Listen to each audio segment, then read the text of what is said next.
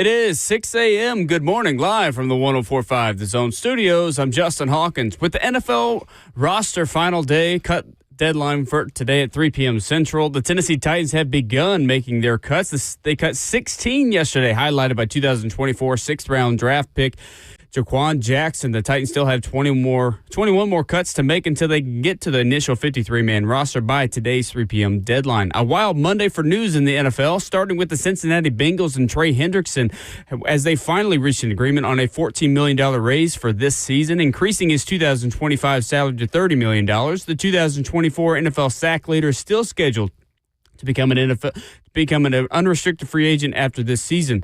The Washington Commanders and wide receiver Terry McLaurin reached an agreement on a 3-year, $96 million extension that includes a $30 million signing bonus. The new deal keeps McLaurin in Washington through the 2028 season. Also, a trade last night, the Cleveland Browns are trading backup quarterback Kenny Pickett to the Las Vegas Raiders for a 2026 fifth-round pick. With Aiden O'Connell's injury in Vegas, Pickett fills the backup quarterback void. The Raiders become Pickett's fourth team in his fourth NFL season. The Raiders are also signing veteran wide receiver Amari Cooper to a one-year deal. Cooper split time between the Browns and the Bills last year in 14 games, totaling 547 yards, but now returns to the team that drafted him, fourth overall back in 2015. For all your foundation repair and waterproofing needs, you got to go to USSTN.com. Breaking news at once on your home for the Titans and Vols. This is 104.5 The Zone.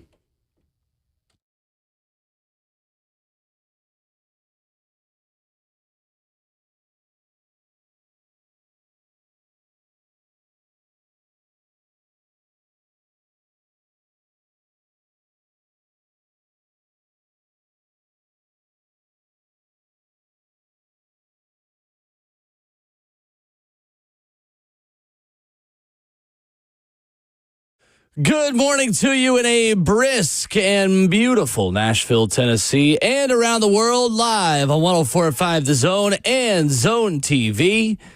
This is Ramon and Will. We are fueled by Scooter's Coffee, fueled up in Rivergate, Smyrna, Brentwood, White House, or Mount Juliet. They're locally owned there. Amazing people, amazing drinks, amazingly fast. Coming up on this Tuesday morning, it's cut down day in the NFL. What does that mean for your Tennessee Titans? We'll let you know what to expect. We are Gerald Jones days away from football time in Tennessee. VolQuest's Austin Price joins us at 8:20, our first game week visit with him. Plus, former Titans tight end Ben Troop will stop by at 9:20. He's Ramon Foster. I'm Will Bowling. Justin Hawkins, our producer. 615-737-1045. The initial cuts have been made, and today is cut down day. Ramon Foster, how does that make you feel? What emotions does that bring up in you? It's a black cloud. It always has been. That day, even only days I ever felt comfortable as a player, I told this before, is the year I got paid. You know what I'm saying? Like the day I knew my signing bonus, good, bad, or indifferent, was going to tie me to the team. And any other time it was worrisome. I had a trend due for a long time, Will, about 3-year streak. If I saw a guy on cut day and I thought that guy was safe, he got cut.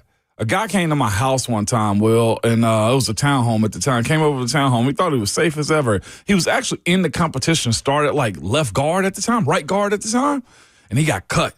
Him and his girlfriend at the time was over house with me and Keisha, and he got a phone call at like 2:39, 2:40 Eastern. He walked downstairs like, hey, babe, we got to go real quick. He got cut. I saw a guy in the mall one time, a quarterback. I thought he was real safe too. Well, go to the car, check the phone. He had got cut. And then another situation was, this one particular guy that used to play for the Jaguars came to Pittsburgh, made the team the year before. And he was a shoo-in to make it, but I'll be quite honest with you. He played around in camp. He was coming out there in flats when we were supposed to be in cleats. He was really like packing it in, but he was such a veteran, had experience underneath him. It was just like, yeah, he will make the team. We went to Niagara Falls because we were that sure of like he was going to make the team. It was on the weekend, Will, and he got a call while we were at the falls, and him and his family had to pack up and leave to go home. Brutal. So I was like the Turk for about 3-4 years in a row, Will. But I never liked this day. Myself, I'd never have been cut on a day like this, but I felt that anxiety, though. Because as an undrafted, the mindset you have is, well, if I get cut, then what? Like, you really don't know. They don't give you a walk out the building. Hey, here's some numbers that you need to call. And, hey, this is what you should do. You know what? If you don't get a call within the first 2 weeks, you should probably go put in an application. You get none of that. You get cut. You get a lunchbox and a milk. And you told bye-bye. They'll put you on the quickest flight ever. So you usually got like 30, 40 minutes to pack up your apartment or the hotel that you're staying in, and they are shipping you. I'm talking about straight to the airport. So I never really liked that process. Even as a vet, I never liked this process. What is it like then for guys that are brought back to the practice squad? Like, for guys who are going to be cut today, how many of them do you think know confidently that they're still going to be here in the practice squad? I would say probably about 70% of those dudes probably know. Okay.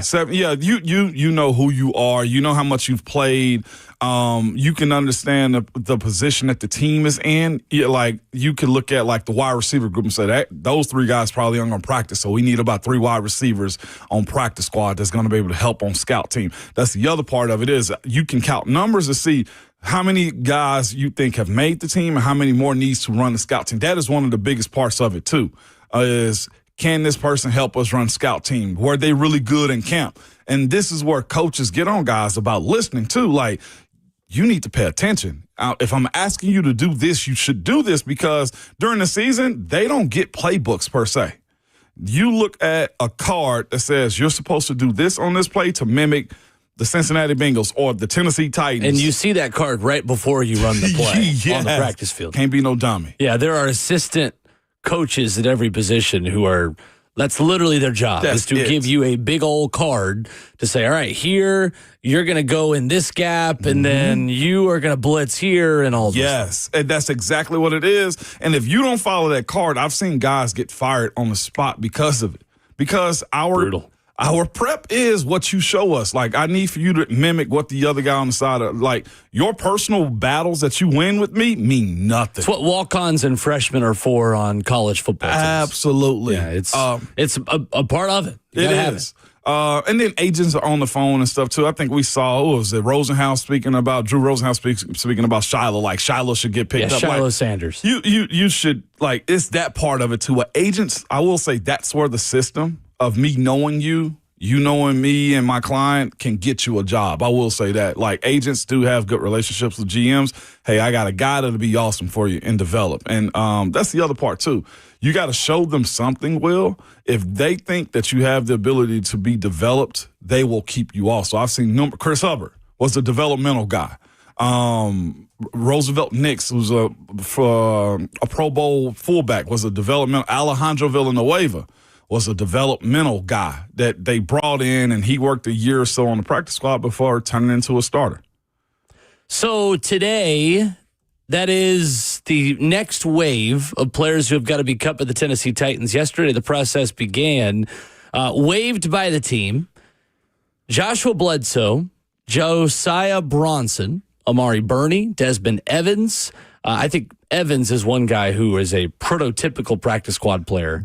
As a developmental, undrafted edge rusher. Jamari Harris, Jaquan Jackson, Jalen Kember, Clarence Lewis, Davion Ross, TJ Sheffield, TJ Smith, Julius Wood. So a lot of DBs in there. Released 3 guys, meaning just veterans, who are not subject to the waiver process, meaning they have accrued enough service time in the NFL to where they get to pick their next destination. They don't have to clear waivers where they are offered their contract, the deal they had, to 31 other teams. So that's Joe Gaziano, Arlington Hambright, and Sam Mustipher. Waived with an injury designation, Matt Landers, who was hurt in Atlanta. I believe got injured late in the Bucs preseason game and didn't factor in again. Is it an ankle for him? Lower leg. Yeah. I think ankle was right, but I don't want to say 100% because I don't know. So smart on him, if I can be honest, too. Like, his agent probably told him, milk this. You're not. And he probably only got like a week worth of pay. He wasn't bad enough, though, to be on IR. Yeah. Because you are still released. And that's what I'm saying. Like, the doctors probably evaluated him, looked and saw, hey, well, this is a week worth of rehab, so we'll pay you for 1 week. Sure. I think the headline of yesterday, that there were no surprises, no really major shocks out of anyone who got released. I think it's the fact that this team tried to hit a diamond in the rough in the defensive backfield and came up empty. And all of their undrafted corners are gone. Jamari Harris, Jalen Kimber, Clarence Lewis, and Davion Ross. If anyone is going to make the practice squad, I would say Jamari Harris likely has the inside track, but as strong as he was at the beginning of the offseason, you didn't really notice him later. And Ramon, that was one bet the Titans made. They spent a lot of their undrafted money and used a lot of their undrafted slots, because you only have so many of them, on defensive players, specifically in the secondary, and it didn't work out. Did not. Part of it. I mean, it's high risk. Not high risk. It's low risk, oftentimes low reward immediately. So not a major loss for the team. I don't think it's a failure by any means, but I think they would have liked at least one of these guys to stick and make the 53 in a perfect world, considering they brought in 4 undrafted corners. For sure. And the other part is, though, too, relatively, it's a young group that you want to see if they can. I'm not sure which one they're going to bring back for practice squad, but to continue to develop too. There's that side of it too, where they'll be familiar and want to bring guys in. Nobody stepped up. The guys that were in their positions, though, will. Like, I look at Gabe Giuliani as a guy that's in front of somebody. I'm looking at also Darrell Baker as somebody that's young enough, that's got enough experience in the league that they couldn't outplay. That's where the veteran side, I think, plays a part. We saw guys make splashes early but not continue them on. Heck, I thought earlier on Gabe Giuliani had a big splash, like he was going to contest somebody for a role on this team, but it kind of tapers off a little bit. But what he showed you early on, I thought was more consistent than the other undrafted guys that's on this roster. Like, that's why if the league is so unforgiving to me. Like, it is a performance-based league. If you show up and prove that you're the guy, they're going to find a spot for you. I think Julius Chestnut has played himself into a position that makes him hard to cut. Like, that's what training camp is. Either you rise or you fall in those moments. And I'm not sure what those guys were thinking as far as the competition or where they were on the depth chart, but making plays matter in this league and in those games that they've played in. And I don't think we've seen enough of that from those guys. 615-737-1045 is our number. We stream the show live on 1045 The Zone TV, Facebook Live, YouTube, Twitter, or Twitch. Live for the 1045 The Zone Circa Sports Studio. Kentucky's largest sports book can now be found at Circa Sports at Kentucky Downs. A comment of the F&M Bank chat, which is open for you today. Q writes in and says, I'm nervous today wearing my Restrepo jersey. I followed up and said, did you buy a Titans Restrepo jersey? He said, I did, and now I'm nervous he will be cut today. Q, I'm just going to go ahead and prepare you for bad news. Xavier Restrepo is going to be cut today. Yeah. I don't know if that's an investment I would have made personally. Q. He may stick on the practice squad, but that is, I say this with as much respect as I can, because you're clearly a very good fan. That is a bold move. Real bold That's move. a bold move. Q. Xavier Restrepo is not going to be one of the 7 receivers kept today. If he's got a investment portfolio, Q, I know your stocks are risky. I'm talking about you invest risk, okay, high risk. I respect it. I really do. Too. You called your shot, but I unfortunately don't think it's going to be great news today. Is Q officially the leader of the Restrepo fan club at this perhaps. point? Like, he's got to be. Him and Cam Ward. Cam ain't even got a Restrepo jersey. That's what I'm saying. Like, no, when Xavier Restrepo goes into the game, Cam personally warms him up on the sideline. Those guys have a special friendship and a special bond. I hope it works out for Restrepo here, but Cam and then Q is what you telling me. 615-737-1045. The Titans make initial roster cuts. What are you most interested to see them do today? We'll talk about that next.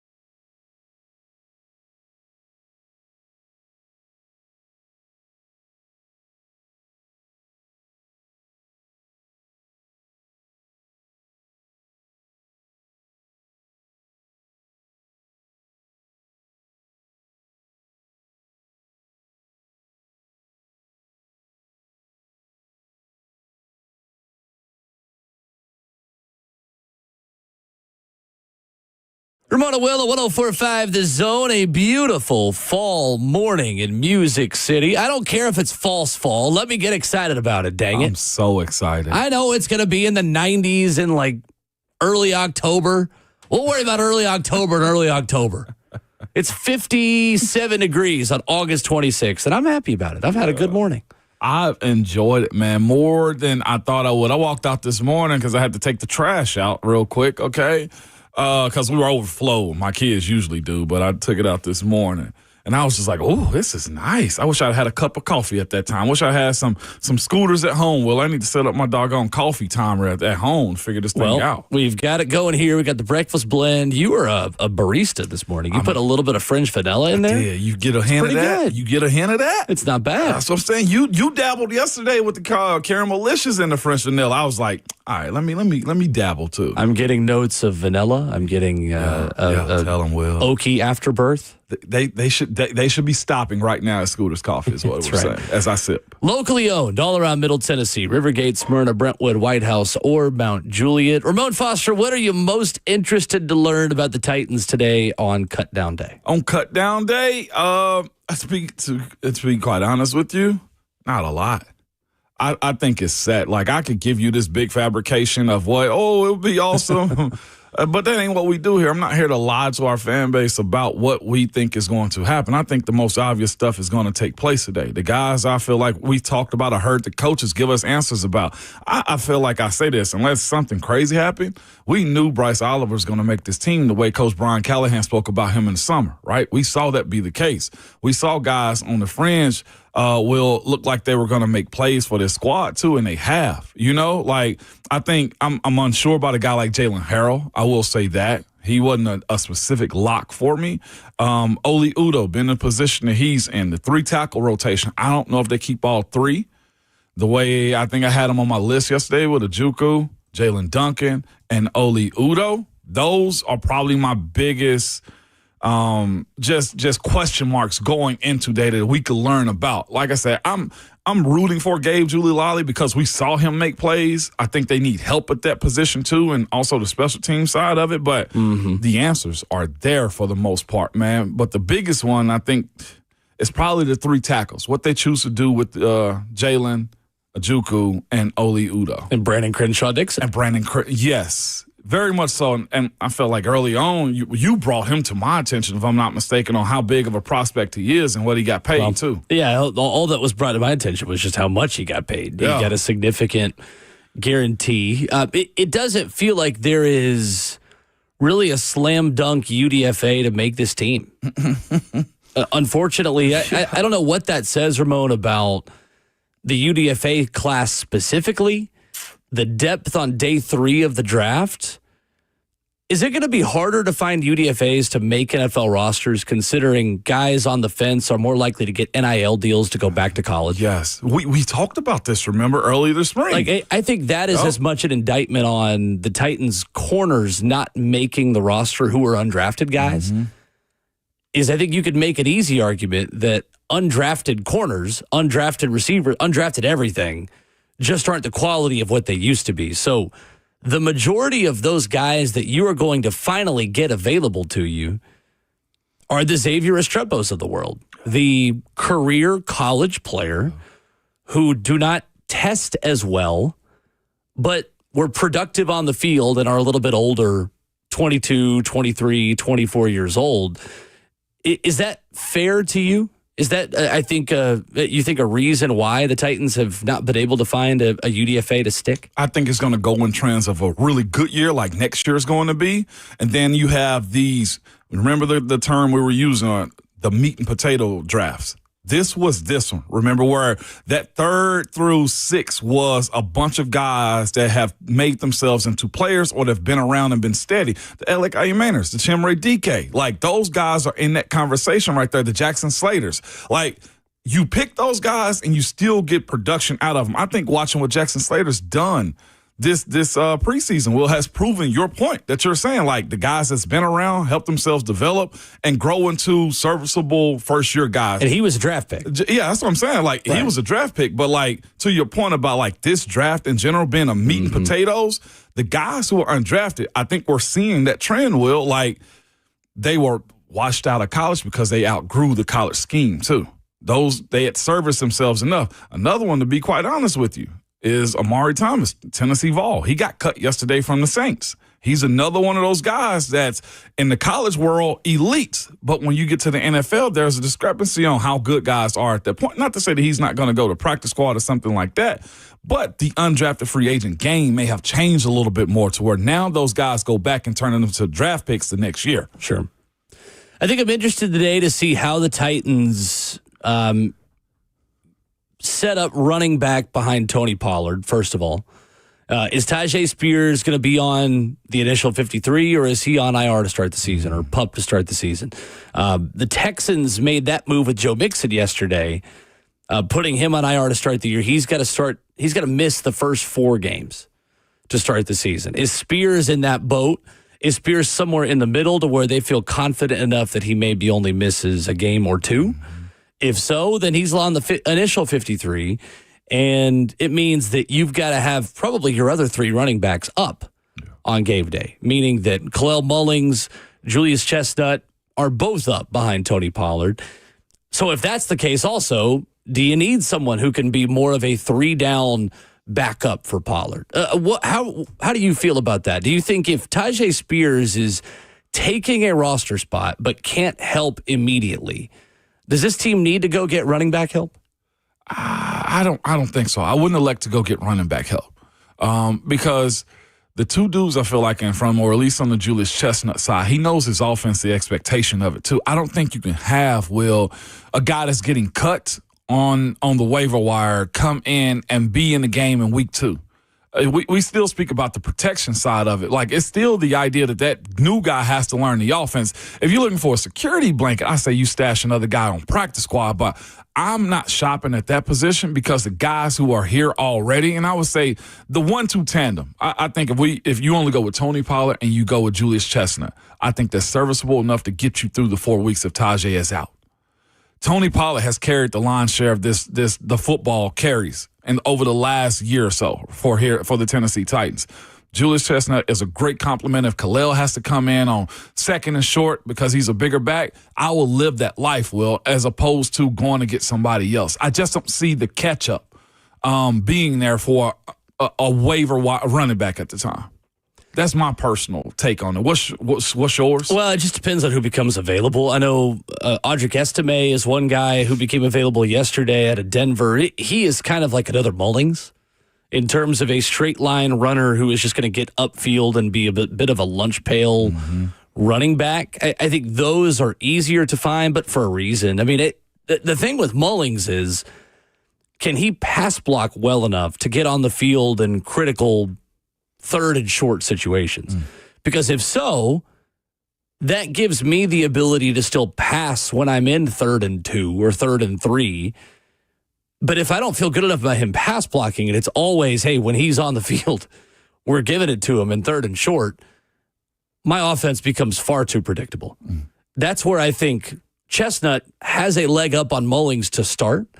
And it's going to be the theme for a lot of positions in the same way that I think Van Jefferson starts over maybe Yelikai Manor at the moment. Yeah. I think maybe Tyler Lockett is ahead of Chimere Dike at the moment. There are a lot of guys who I think we believe will be starters by the end of the season or step into their roles by the end of the season. But there are nuances to playing that position they haven't yet mastered yet. For Mullings, it's that. I think pass blocking is going to keep him off the field for right now. I could see that, but I agree. I think, Chestnut would be your second guy for a week or 2. Yeah, for sure. I would hope this for Khalil Mullings, that they set him up in positions where it's quick game, to where he doesn't have to overthink it. Hey, this is your spot. If it's 67 protection, let's just call it that, for instance, you go right. You got outside to end. If the safety's coming or the corner coming, that's yours. If not, you got the linebacker up the middle. He should be, and I say this with all due respect to him, he should be smart enough to understand those types of protection, like his ability to actually do it. Now, that's a practice thing. Like, young fella, you're not in college anymore. These are jobs on the line now. This ain't NIL. So there's pressure into expecting him to rise to the occasion too. But I agree with you. Like, it can't just hand him the ball off in those situations unless it's a bootleg type of play and he's a diversion. I think there's protection that Coach Brian Callahan and Nick Holtz. Holtz. I'm over here thinking about Halsley from Tennessee. Blending jobs now. But there's protection that I hope that they have for him in those moments right there to where the offense doesn't get predictable or run the screen game for him. Fourth linebacker, I think, is an interesting move today. And again, in the grand scheme of the 2025 Tennessee Titans, these are not earth-shattering decisions. But for a team that needs depth, it's important.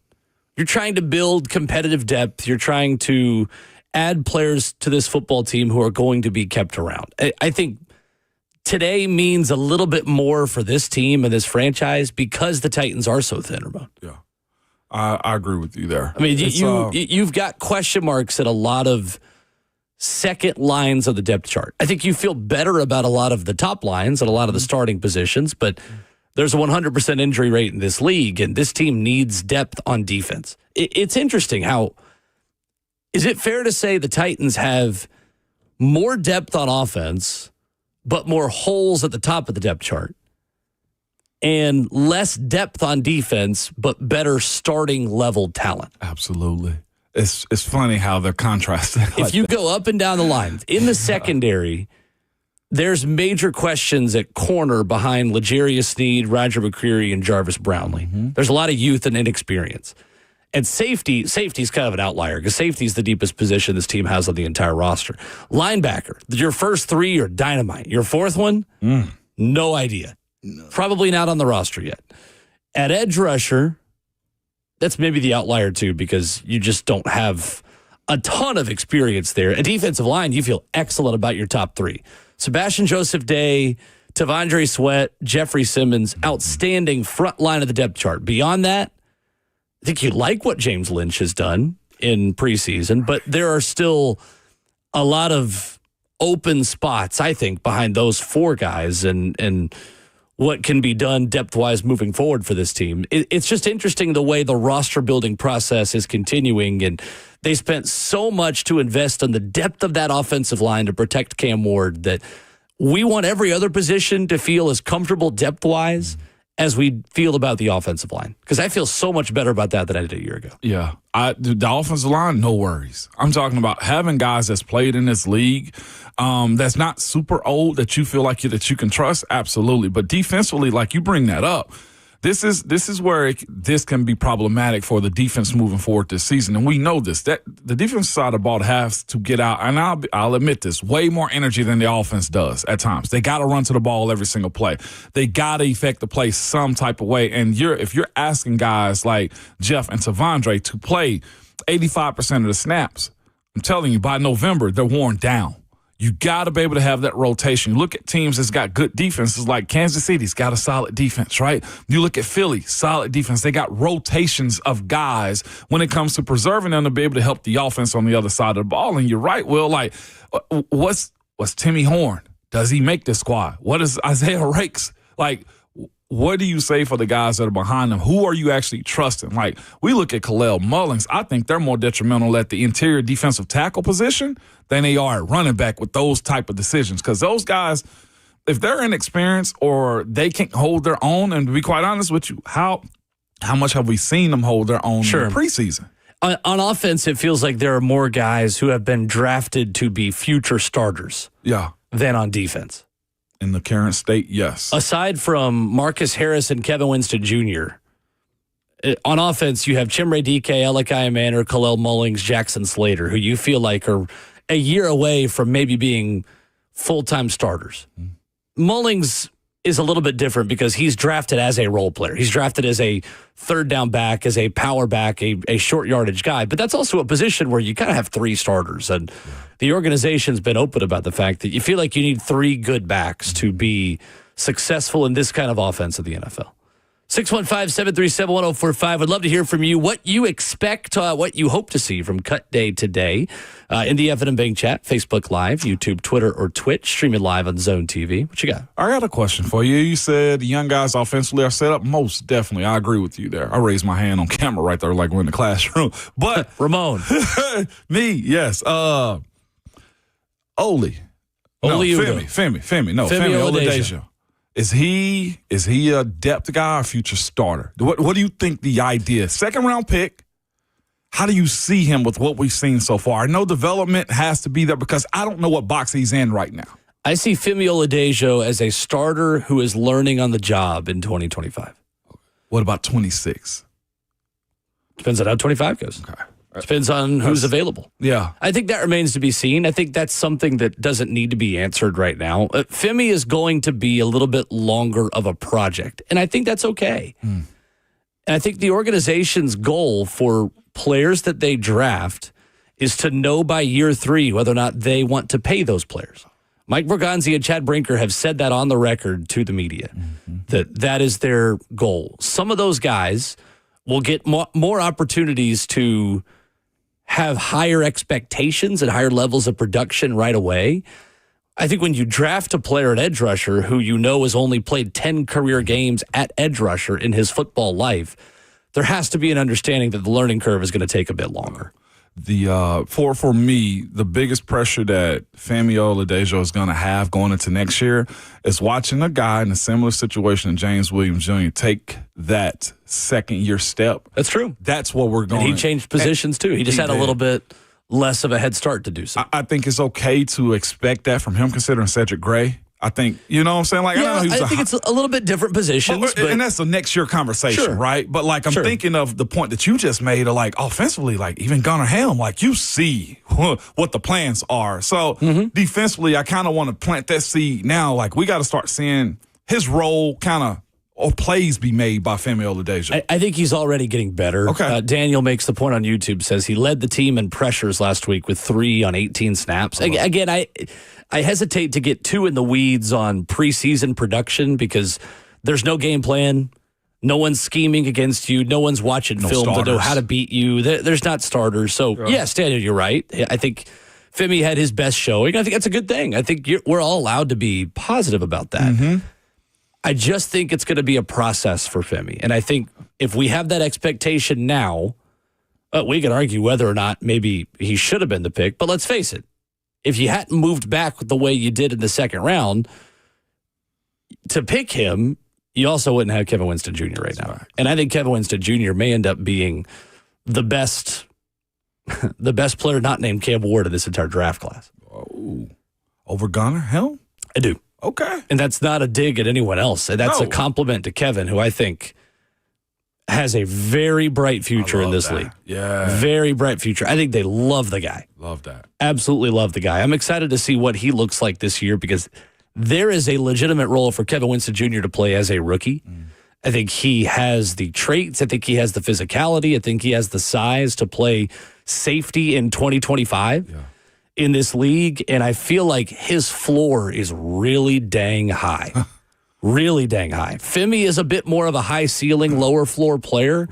I feel like the worst case for Kevin Winston Jr. is that he's a solid player in this league that is one of 3 safeties you throw out there. I think the best case is he's a Pro Bowl safety. I really, really am really high on him. I like that. 615-737-1045 is our number, open for your reaction. What do you want to learn about the Tennessee Titans today as they hit cut down day, 3 p.m., when everybody's got to get down to roster compliance, 53 on 32 teams. We'll continue to take your thoughts and phone calls on that. Plus, it must be game week because Tennessee fans are overreacting to something that their upcoming opponent's coach said in the media. You hear from Syracuse head coach Fran Brown coming up next.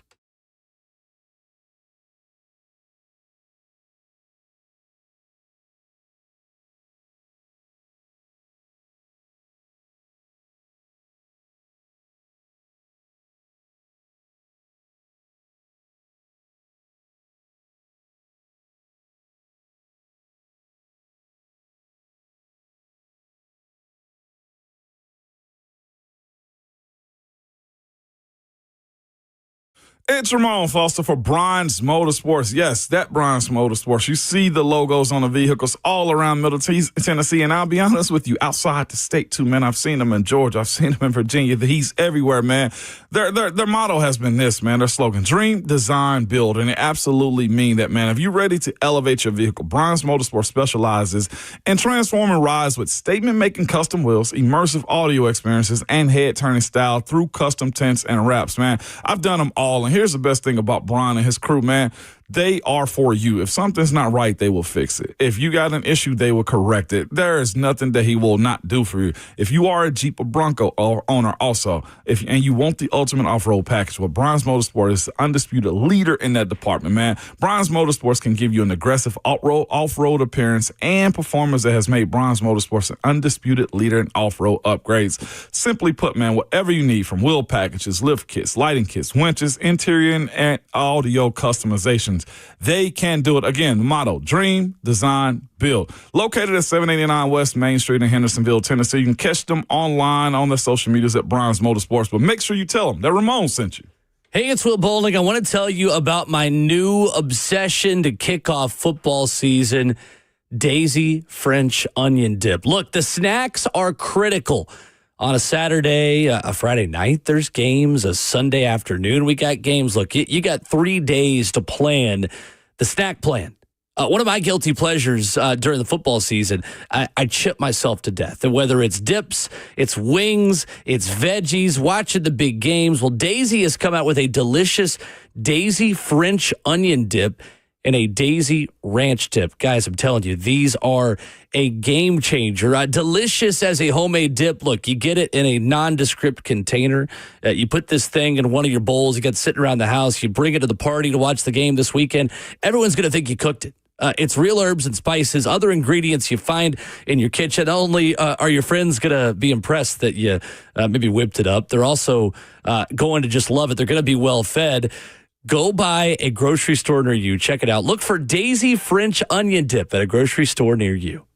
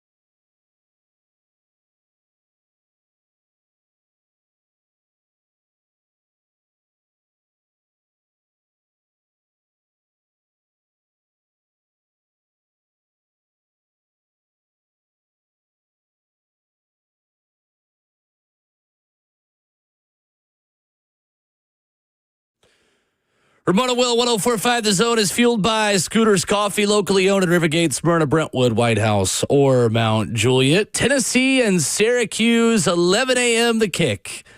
The orangest kickoff game of all of the orange kickoff games, Ramon Foster, this weekend. How are you feeling?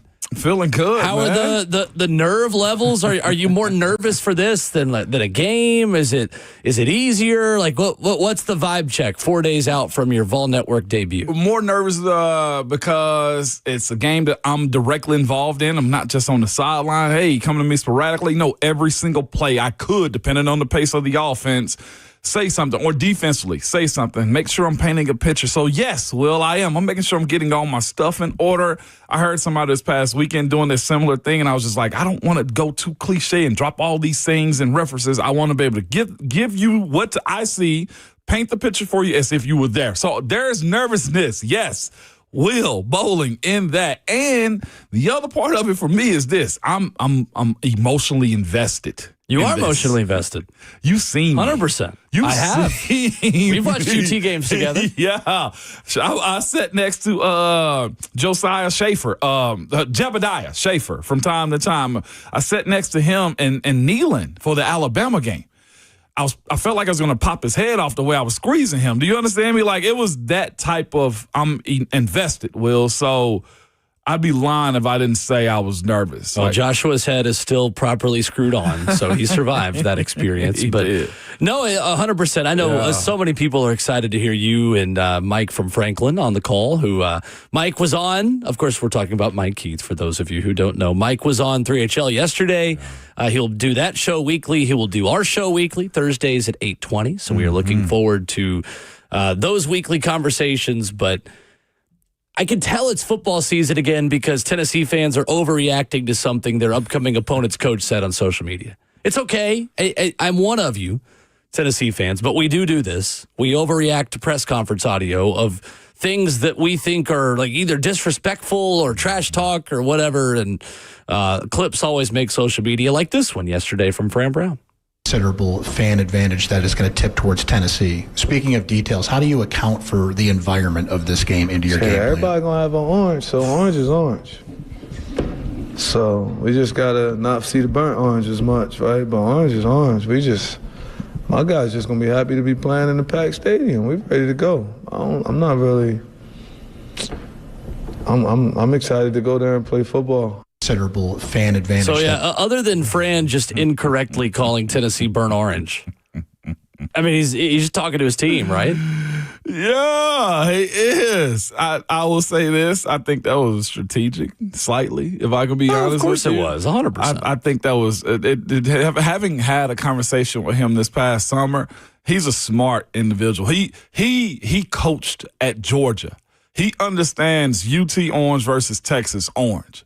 That is apparent, man.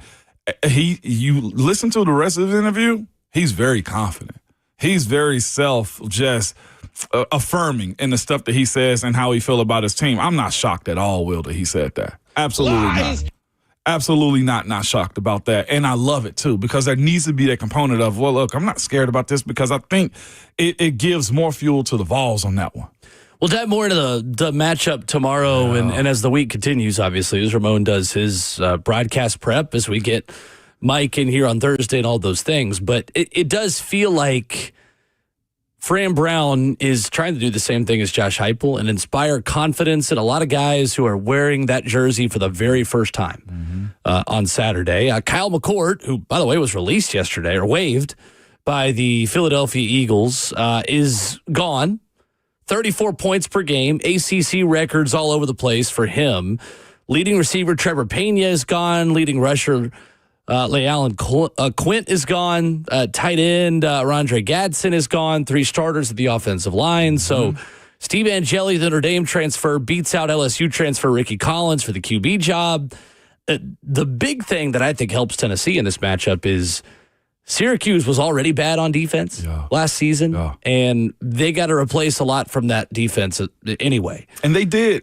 He went on social media, Fran Brown did, searching, asking for linebackers, tackling linebackers. They end up getting one from, North Dakota State, if I'm not mistaken. They got one from everywhere. Yeah, I mean, they added a ton in their transfer class. They allowed 29 points per game last year.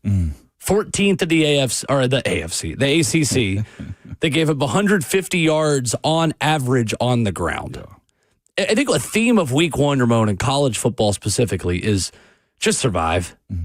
Just do whatever you need to do to survive and find the path of least resistance to win the football game. As much as we're going to want to see the offense go burr and see the tempo and see deep balls to Braylon Staley and Mike Matthews from Joey Aguilar, Tennessee might be able to win this game just running it like 45 times. No doubt. Honestly, like 5 yards per carry on average allowed on the ground last season for Syracuse, and they replaced last year's leading tackler Justin Barron and top pass rusher Fadil Diggs, who transferred to Texas A&M. The linebacker commit was from South Dakota, not North Dakota. All those Dakotas. Yeah, those Dakotas, man. He was an All-American for was it FBS? That's the level? FCS. FCS All-American. Football Championship Subdivision. Oh, football championship. That's football bowl. And we're a football bowl subdivision. Ah, gotcha. See, teaching me stuff still. But he was an All-American at that at South Dakota, though. Fair enough. We'll see. Going to be fun. Going to be a good atmosphere. Tennessee fans will always migrate down to Atlanta. I just got my accommodations yesterday. Making the trip down Friday. Road Vols. Tickets are actually priced pretty well, too, for the folks who's trying to go. Yes, they are. I'm on Ticketmaster right now. Good stuff. I got my family tickets for this weekend, too. There you go. I'm excited. I love that stadium, too. You are going to love the press box food in Atlanta. I hadn't been. I don't make press box food as big a deal as Buck is because it's a privilege to do this job, and I don't think there's really anything worth complaining about when you're going and watching football games for free around the country and get to gallivant around the United States. So I say this as a positive. They have their own wing powder. Do they? It's like the Dirty Bird wing seasoning. Dust? And it's like it's like a lemon pepper heat dust in the press box. And it's like crispy. So it's not like a season. It's like a crispy wing with the dust all over it. We were there for the Titans preseason game. They had French onion grilled cheeses, soft serve machine. See, that's ridiculous. You don't chip yourself to death like I was talking about in the press box. It's all bad. I can't you will be have the ability burping to. and stuff like that. 615-737-1045. Teams keep making the same move over and over in the NFL yesterday. A player that just keeps getting traded got traded again. We'll talk about it next.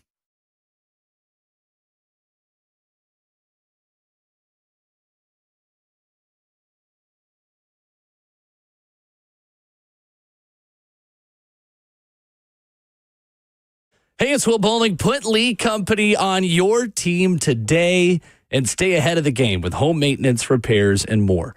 For as little as $14 a month, you can become a Lee Company Plus member and receive 4 annual visits to your home for your heating, air conditioning, plumbing, and electrical systems. It keeps you ahead of Mother Nature. It keeps you on a routine schedule.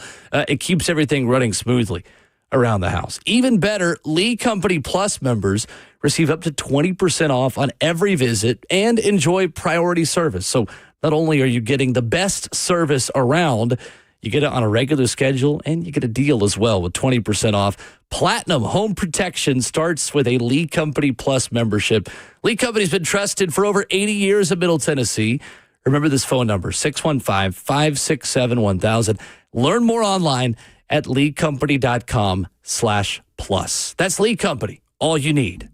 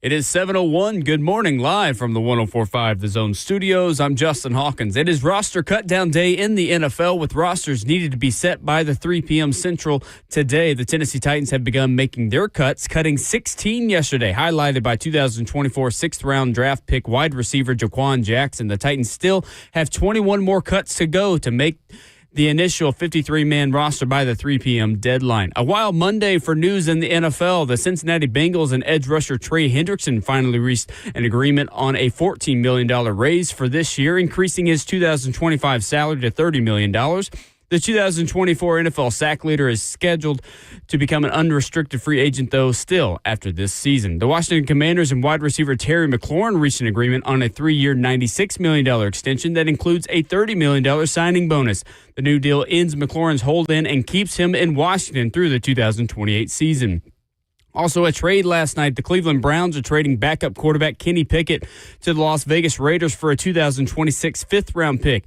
With Aiden O'Connell's injury in Vegas, Pickett fills the backup quarterback void in Las Vegas. The Raiders become Pickett's fourth NFL team in his fourth NFL season. The Raiders are also signing veteran wide receiver Amari Cooper to a one-year veteran deal. Cooper split time between the Browns and Bills last year in 14 games, totaling 547 yards, but now returns to the team that drafted him fourth overall back in 2015. For all your foundation repair and waterproofing needs, you got to go to USSTN.com. Breaking news at once on your home for the Titans and Vols. This is 104.5 The Zone.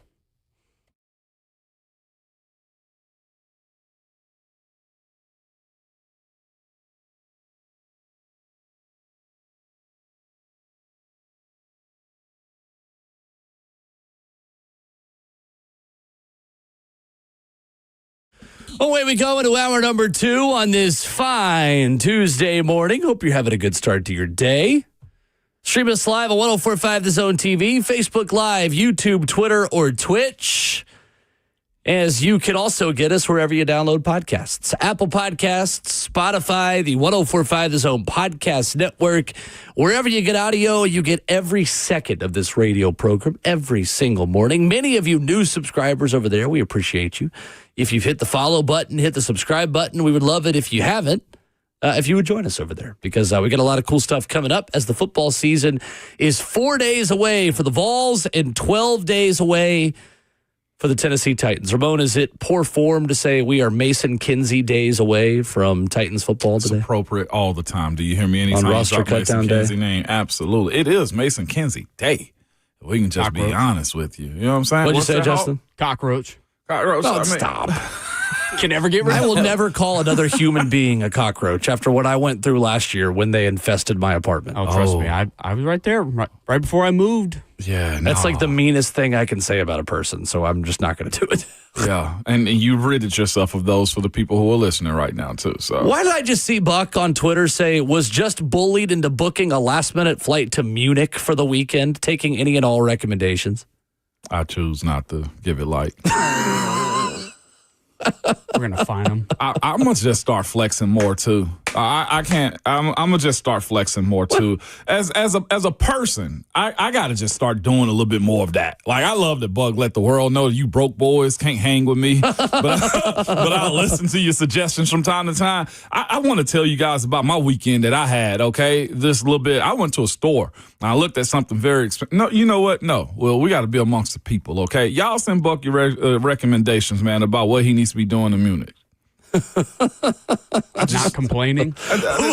Do people have recommendations for things to do in Munich? Like, this isn't like... Unless that's in Georgia.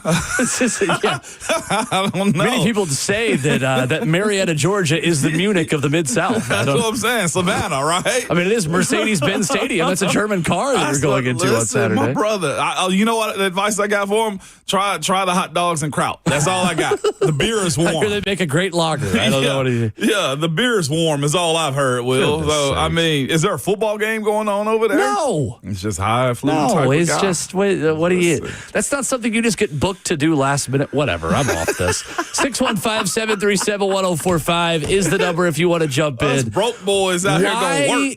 Yeah, well, how about broken NFL franchises, Ramon, who keep trading for Kenny Pickett? Hey, listen. The backup quarterback, man. You keep tricking them. I hope Kenny is renting and not buying. Hey, Kenny, you're moving to Vegas. maybe just rent an apartment. Maybe just go get a penthouse. He recently just sold his spot in Pittsburgh. That's what I'm saying. Let it go. Kenny Pickett and so the lead of the story on Pro Football Talk is if Kenny Pickett and Sam Howell were in a competition to see who will be traded the most times, they'd both be winning or losing. Pickett was traded for a third time yesterday from the Browns to the Raiders. Via Adam Schefter of ESPN.com, the Browns will receive a 2026 fifth-round pick. That's good. A fifth rounder for a guy that's not expected. That's a Gunnar Helm.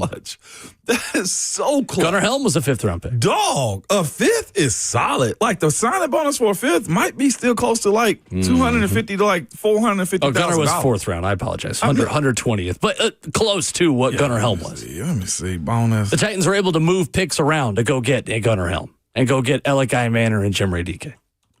Listen, that's good bread right there, Will, is what I'm telling you. You know what I think is more impressive is that in March, Pickett was traded from the Eagles to the Browns for a fifth-round pick. Doesn't play a single snap for the Browns and still gets another fifth-round pick. Retains his own value.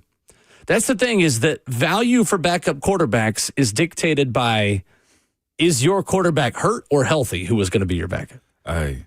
Fifth round pick, signing bonus, $250,000 to $380,000. That's a nice selection right there. Is what I'm telling you. That's a financial commitment. But Kenny Pickett, being a former first rounder, I don't know what they're seeing, how he's tricking them because he didn't do anything in Cleveland. Kenny Pickett, a first round pick in 2022, was originally traded by the Steelers to the Eagles. Mm-hmm. In March, the Eagles traded him to the Browns for quarterback Dorian Thompson-Robinson and a fifth round pick. DTR, who just got waived yesterday by the Eagles. Sam Howell has also been traded 3 times from Washington to Seattle to Minnesota to Philly. The circle of backup quarterbacks. This could have been Will Levis. It could have been. Could have been Will Levis. This could have been a fifth-round pick that you could have recuperated. And again, this is why when we had the conversation about Levis getting the surgery and going into this training camp, it was always going to be a situation where the Titans were going to wait for Levis to recuperate some of his value based off of other quarterbacks getting hurt or just stinking in training camp and stinking in preseason.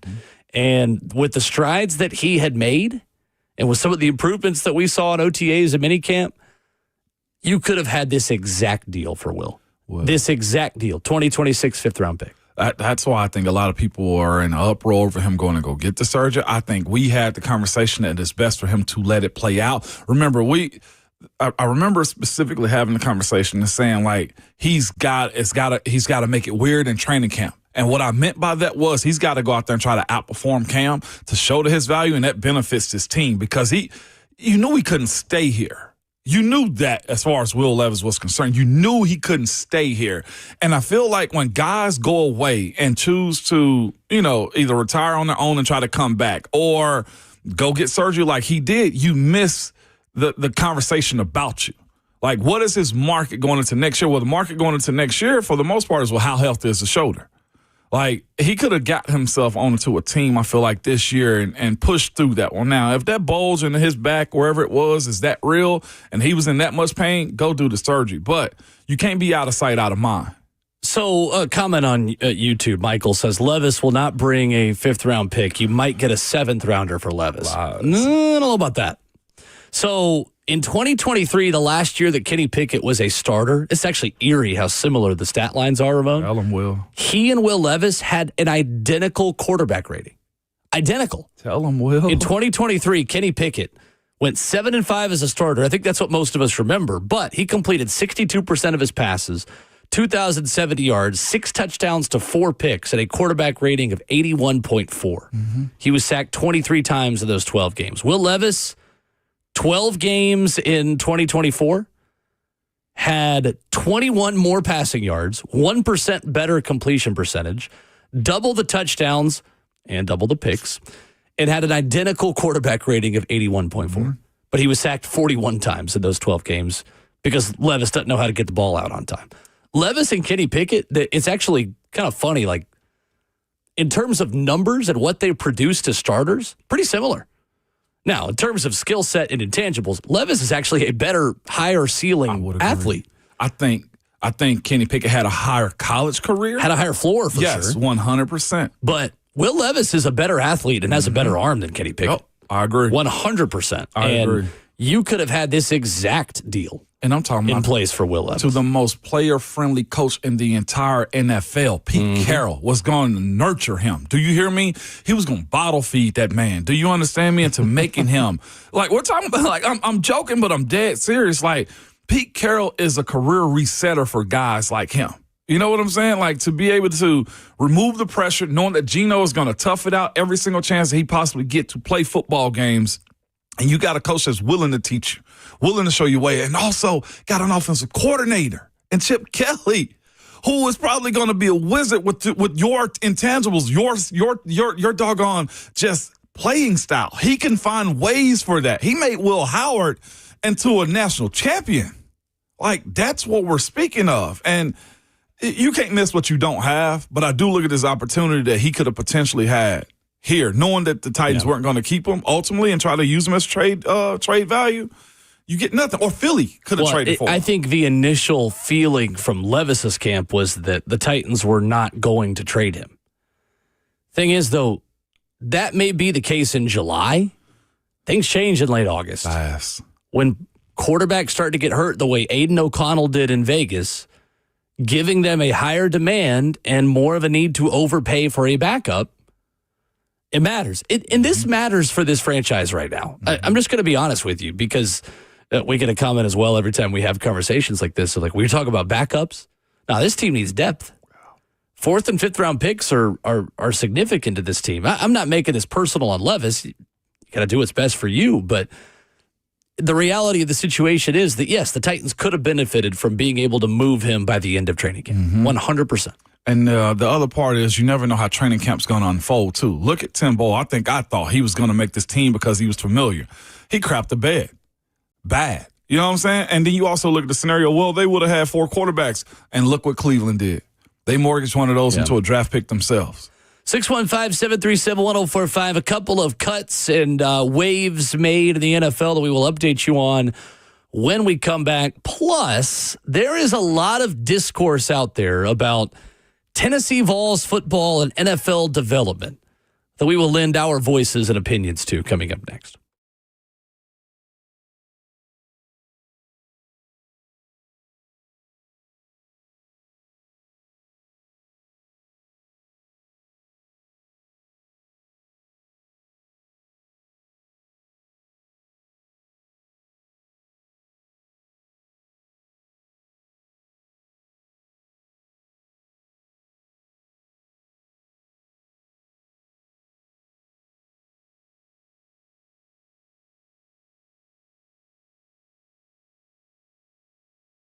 It's Ramon Foster for the Wellness Institute of Nashville, man. The website, painisbad.com. That's the website you need to go to if you want to remove that sciatic pain, man, or that bulging disc in your back, the herniations, the spinal stenosis, or just simply, man, listen, the sleepless nights that you know you're tossing and turning, trying to find yourself in a better position, or the weakness in your legs and the nerve pain down your legs. Also, Dr. Ashley, she knows what she's doing to help out your body in general, men and women. Man, ladies, I told you before, from the hips to and back to nerve damage from carrying kids and simply just the task that you do every single day of carrying the family, man, let her help you get better, too, stronger and healthier. The Wellness Institute is one of the few places that a female doctor can advocate for you.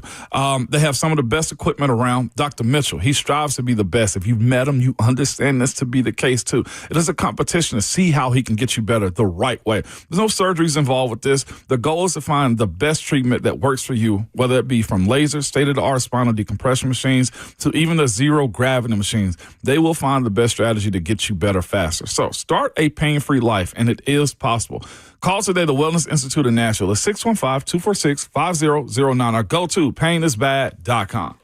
Hey, it's footballing, and it is football season at last. Means it's also snacking season. Yes, the best time of year. I want to tell you about my new obsession that I'm going to be having at the tailgate this weekend, Daisy French onion dip. It's one of my guilty pleasures. If I can use a chip, a wing, a veggie with a dip. I'm going to mix it up. I got the different trays that are all set up and ready to go. But the Daisy French onion dip, that is a critical part of the tailgate for this weekend. Daisy came out with a delicious French onion dip and a ranch dip. I'm telling you guys, these are a game changer. These are as delicious as a homemade dip, and they're made with real herbs and spices. My stomach is growling just talking about it this morning. There's other ingredients in there that you'd find in your own kitchen. So I invite you to give it a try. Check it out. Don't chip yourself to death at the party, at the tailgate this weekend. You got to ration it. You got to use that French onion dip for the entire Saturday. We got games from 11 a.m. all the way to midnight. But look for Daisy French onion dip at a grocery store near you. Check it out. You'll be glad you did. That's Daisy French onion dip at a grocery store near you.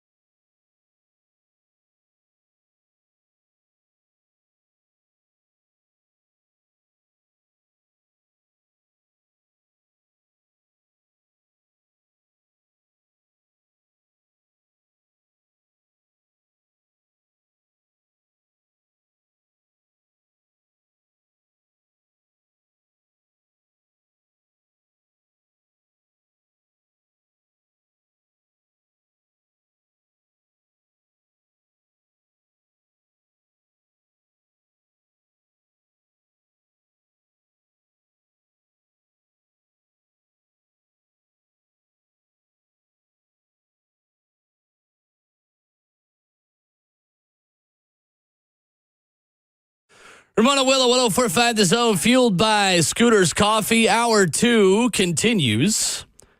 We stream it live for you on 1045 The Zone TV, the 1045 The Zone YouTube channel, where you can hit the comment section, give us your takes, give us your thoughts, converse with the 1045 The Zone community. Many of you watching there, we appreciate you. If you are watching there, we just have 2 asks for you.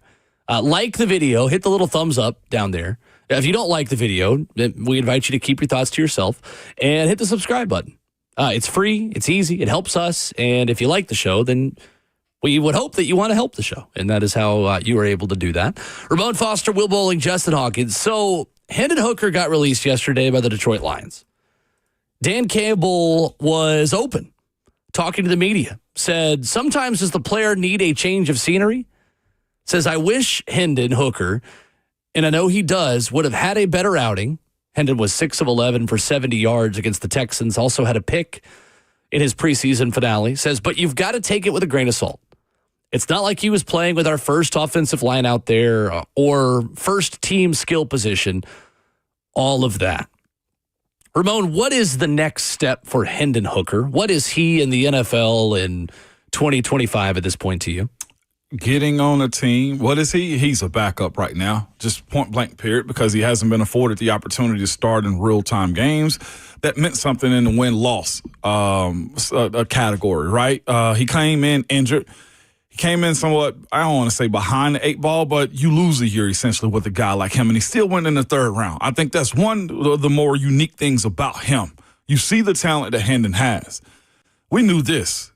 Playing behind Jared Goff, who just got a bankroll, that's not going to happen unless they were blowing teams out. And then in those moments, he's just going to hand the football off. In order for him to take that next step as far as being a solidified quarterback in this league, there has to be opportunity. I say he has to go somewhere with somebody that's a little bit older that has the tendency to get injured from time to time, to where there's an offense that shows his talent. And not just that, he can't just be a practice buddy. He's got to be a guy that can share reps with the starter in the sense of, this guy doesn't practice on Thursdays. Okay, well, it's Hendon, your time to throw the football around. Jared Goff's young enough, and I don't think people realize that too, that he's an everyday guy still. If he is to be afforded an opportunity to a team where the quarterback is not an everyday guy at this point in his career. And what sucks for him is most of the guys in the league right now are everyday guys. I look at Pittsburgh, like what Aaron Rodgers is in that position, right? But Skylar Thompson has made himself a solidified backup. I think he may end up leapfrogging Mason Rudolph in Pittsburgh, but that's just my personal take on that. But he's got to go somewhere where there's opportunity, Will. Period. There's no other way around it. I like to say go somewhere where it's a light quarterback who matches Hendon's talent in the NFL right now as far as style. That would be C.J. Stroud, maybe. But C.J. is an everyday practice guy. Mm-hmm. He's available more times than not. I would say Miami. And looking at what McDaniels is doing down there, like that is an offense that could fit him, where you drop him back and throw the football down the field. I see that to us. Also, injury prone. There's opportunity for him. Him and his agency have to be very strategic and not just go to a team because either they're offering you more money, but they need to go to a team where they really – I'm be honest with you, prey on the guy that's in front of you. Well, Miami did bring in Zach Wilson to be their backup. And so, well, I know what you mean, that's QB2 there. The problem for Hendon Hooker, there are a lot of problems for Hendon Hooker. Him being 27 doesn't help. He's not a proven backup to the point where contenders are going to trust putting him into the fire in a moment's notice if they need someone in a pinch. I mean, heck, if Malik Willis hadn't gone to Green Bay, I think somewhere like Green Bay would be perfect for Hendon Hooker. If I'm Hendon's agent, I'm calling the Minnesota Vikings first. That's another team. Because Kevin O'Connell is a QB reviver and QB whisperer. To me, I would prioritize being with the right coach more so than in the right system where I could play right away. Mm-hmm. I know Hendon is 27. I know this is a pivotal season for him, being drafted in 2023. This is year 3. But ultimately, Hendon Hooker needs to go somewhere where he gets the best coaching, not where he's just going to automatically play if someone gets hurt. Mm-hmm. So I think that's the first thing. I think Hendon Hooker, we've had this exact conversation in the last month before he was even released. He's becoming Josh Dobbs. There are worse things to be in the NFL than Josh Dobbs, but he's becoming Josh Dobbs. So I think the interesting part of the Hendon Hooker discourse is how this comes back to Josh Heupel in Tennessee. Ted Wynn on Twitter, at FB_film analysis, put this out yesterday, retweeting the quote that Hendon Hooker was released and said, that Tennessee offense puts skill players in a developmental hole. Ramon, how do you feel about that? Is that fair? I don't agree with that. Why not? Because you had a top 10 pick in Darnell Wright go in and start and play very well for the Chicago Bears. Skill players. Skill players. So he would say non-offensive linemen on offense. Yeah. Quarterbacks, running backs, wide receivers, tight ends. There's context to be added to that conversation. Cedric Tillman has found himself into the rotation in Cleveland, right? They've had guys in front of him, Amari Cooper, that he wasn't going to play in front of, but here he is last year, I think, with 3 touchdowns on the season. You see the skill set of him. Jalen Hyatt, another guy, right? I would say his is more circumstantial with the quarterback play and the coaching staff and the stability of an offense there. I expect him to have a year 3 jump for himself, and I would even say this too.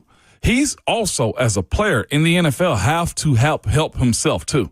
I think the development of his body has to be there. Can he run routes? Absolutely. But I feel like when you look at him run, he's in a position to where I think he's got to make himself stronger. He's got to show that he's going to develop more into an NFL body. Other skill players in the league, Deontay Thornton right now seems to be wide receiver 3 in Oakland at this point.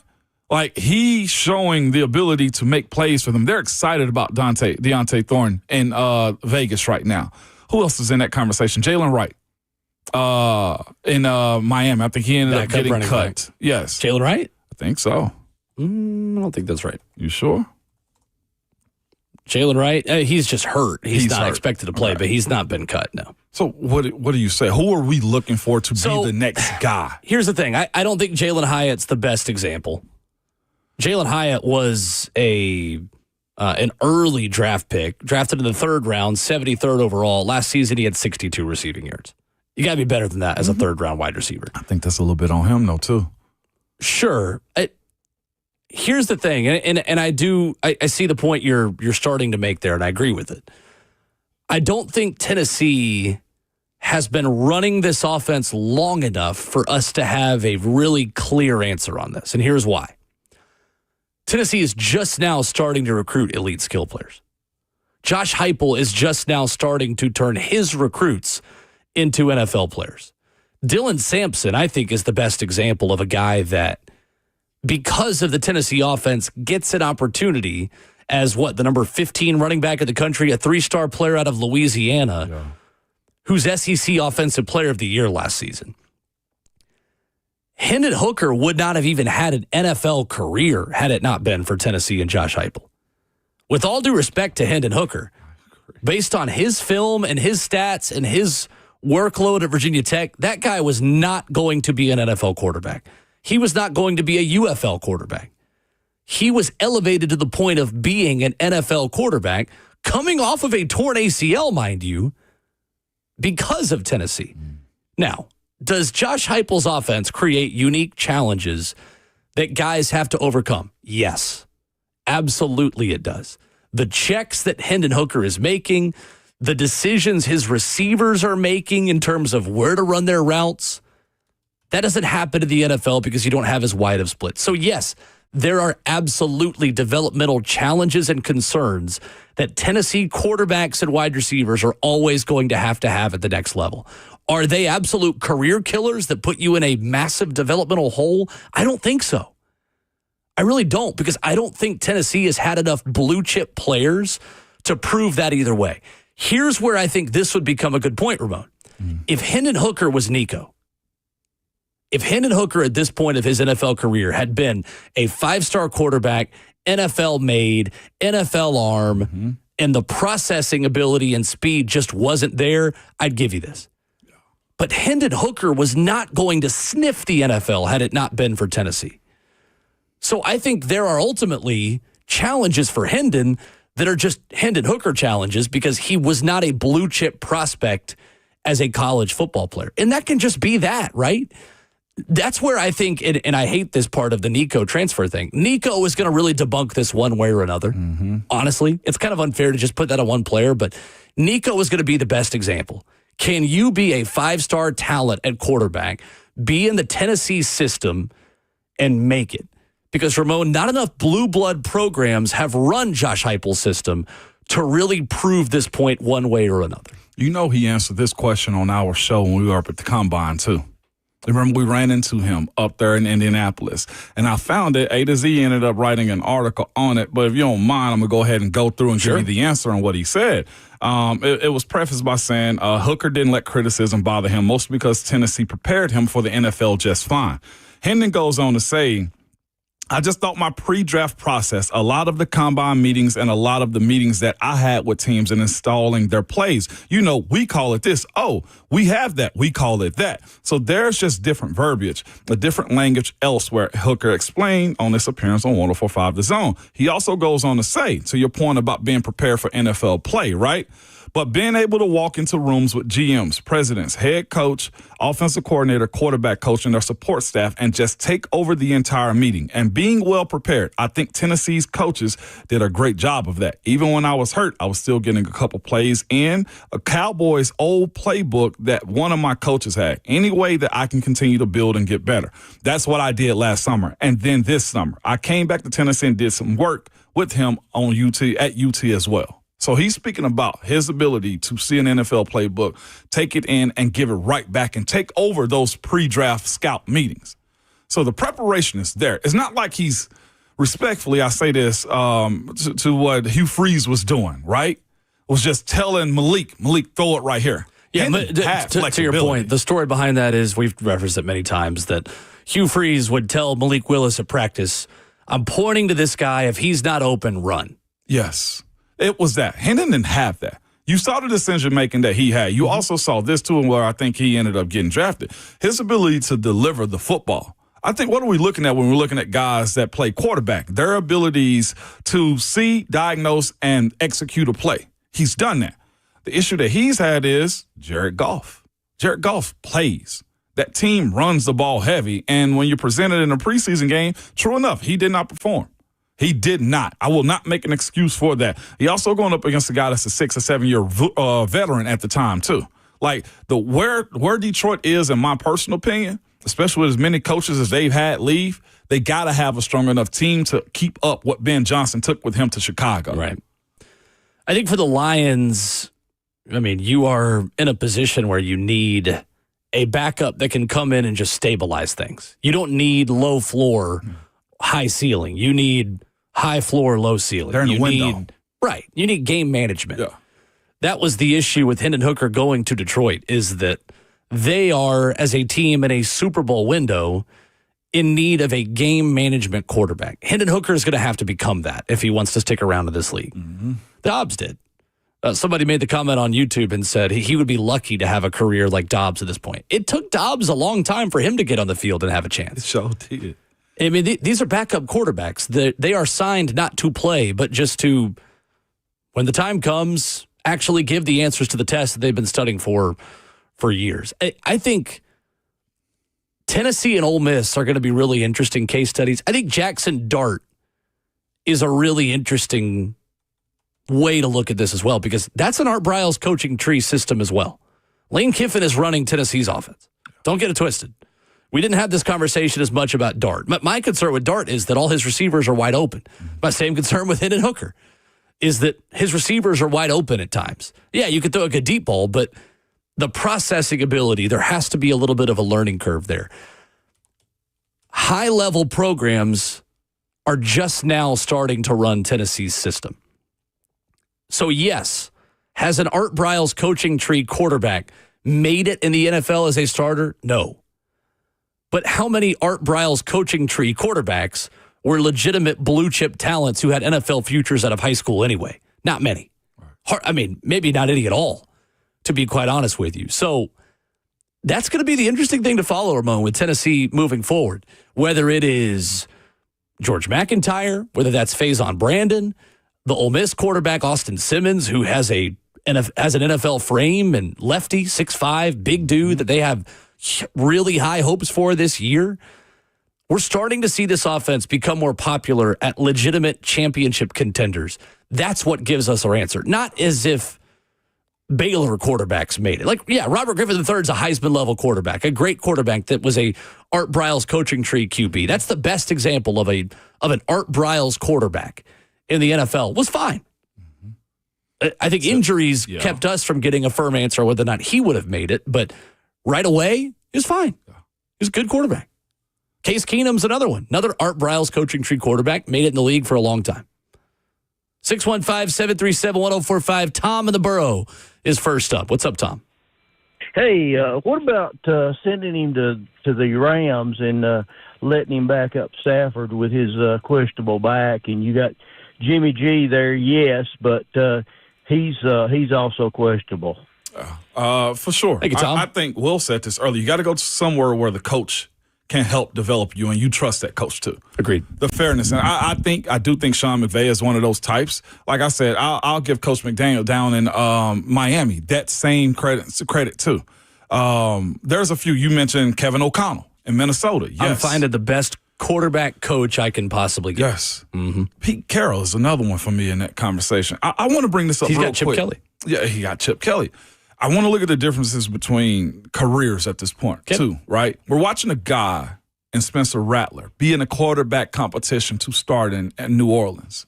You know the difference between he and Hendon, though, too?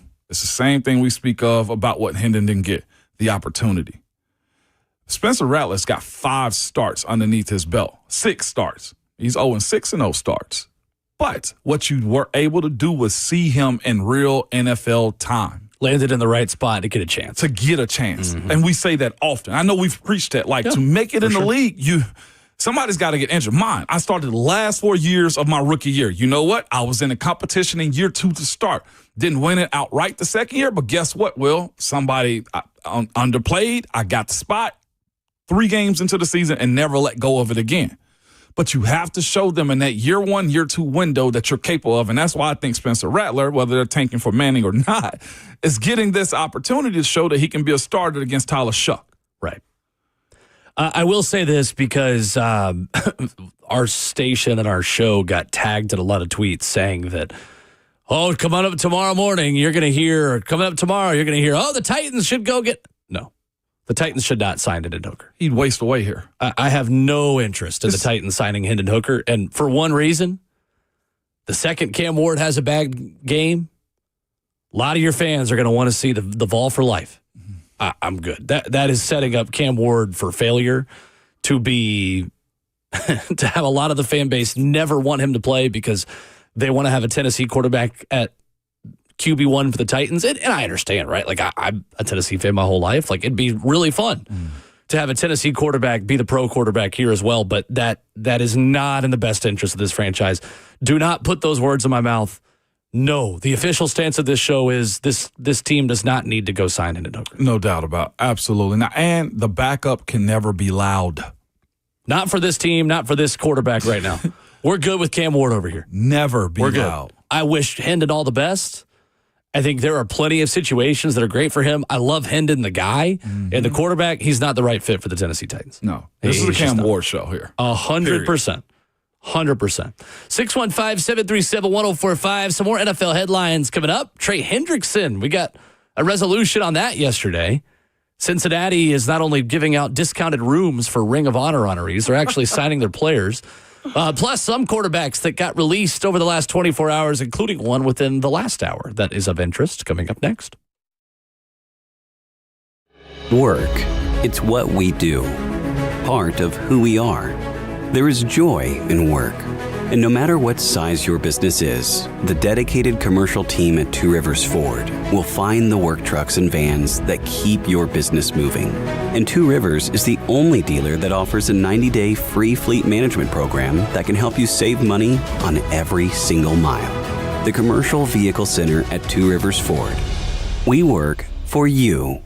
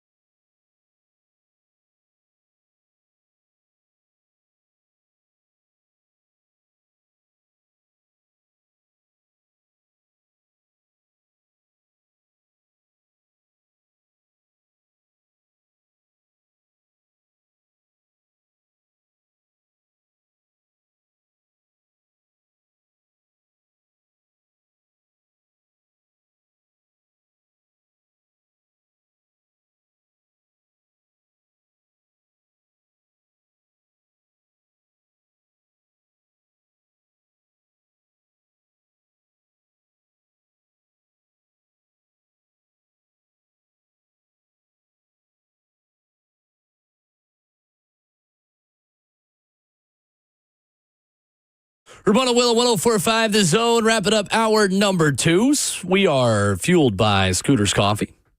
Rivergate, Smyrna, Brentwood, White House, or Mount Juliet, where you can go by and see them. So quarterbacks are getting released left and right. Trey Hendrickson has a new deal. Well, we'll start there. Star pass rusher gets a $14 million raise, Ramon, for the Bengals, boosting his 2025 salary to $30 million. Cincinnati, congratulations. Officially, just do the bare minimum. We told you that we would congratulate you and give you credit if you signed all your stars. This is as sarcastically as I can give you credit, because we essentially had to put you on the dentist chair and perform a root canal. I'm telling you. To get you to pay your players. I'm really proud of you. It just makes well, I love the slow clap right now. This is like the white clapping for Michael anytime he does something. Yeah. Congratulations. Yeah. Good job, Cincy. You are now a serious franchise for about 5 more minutes. It's only for a year, though.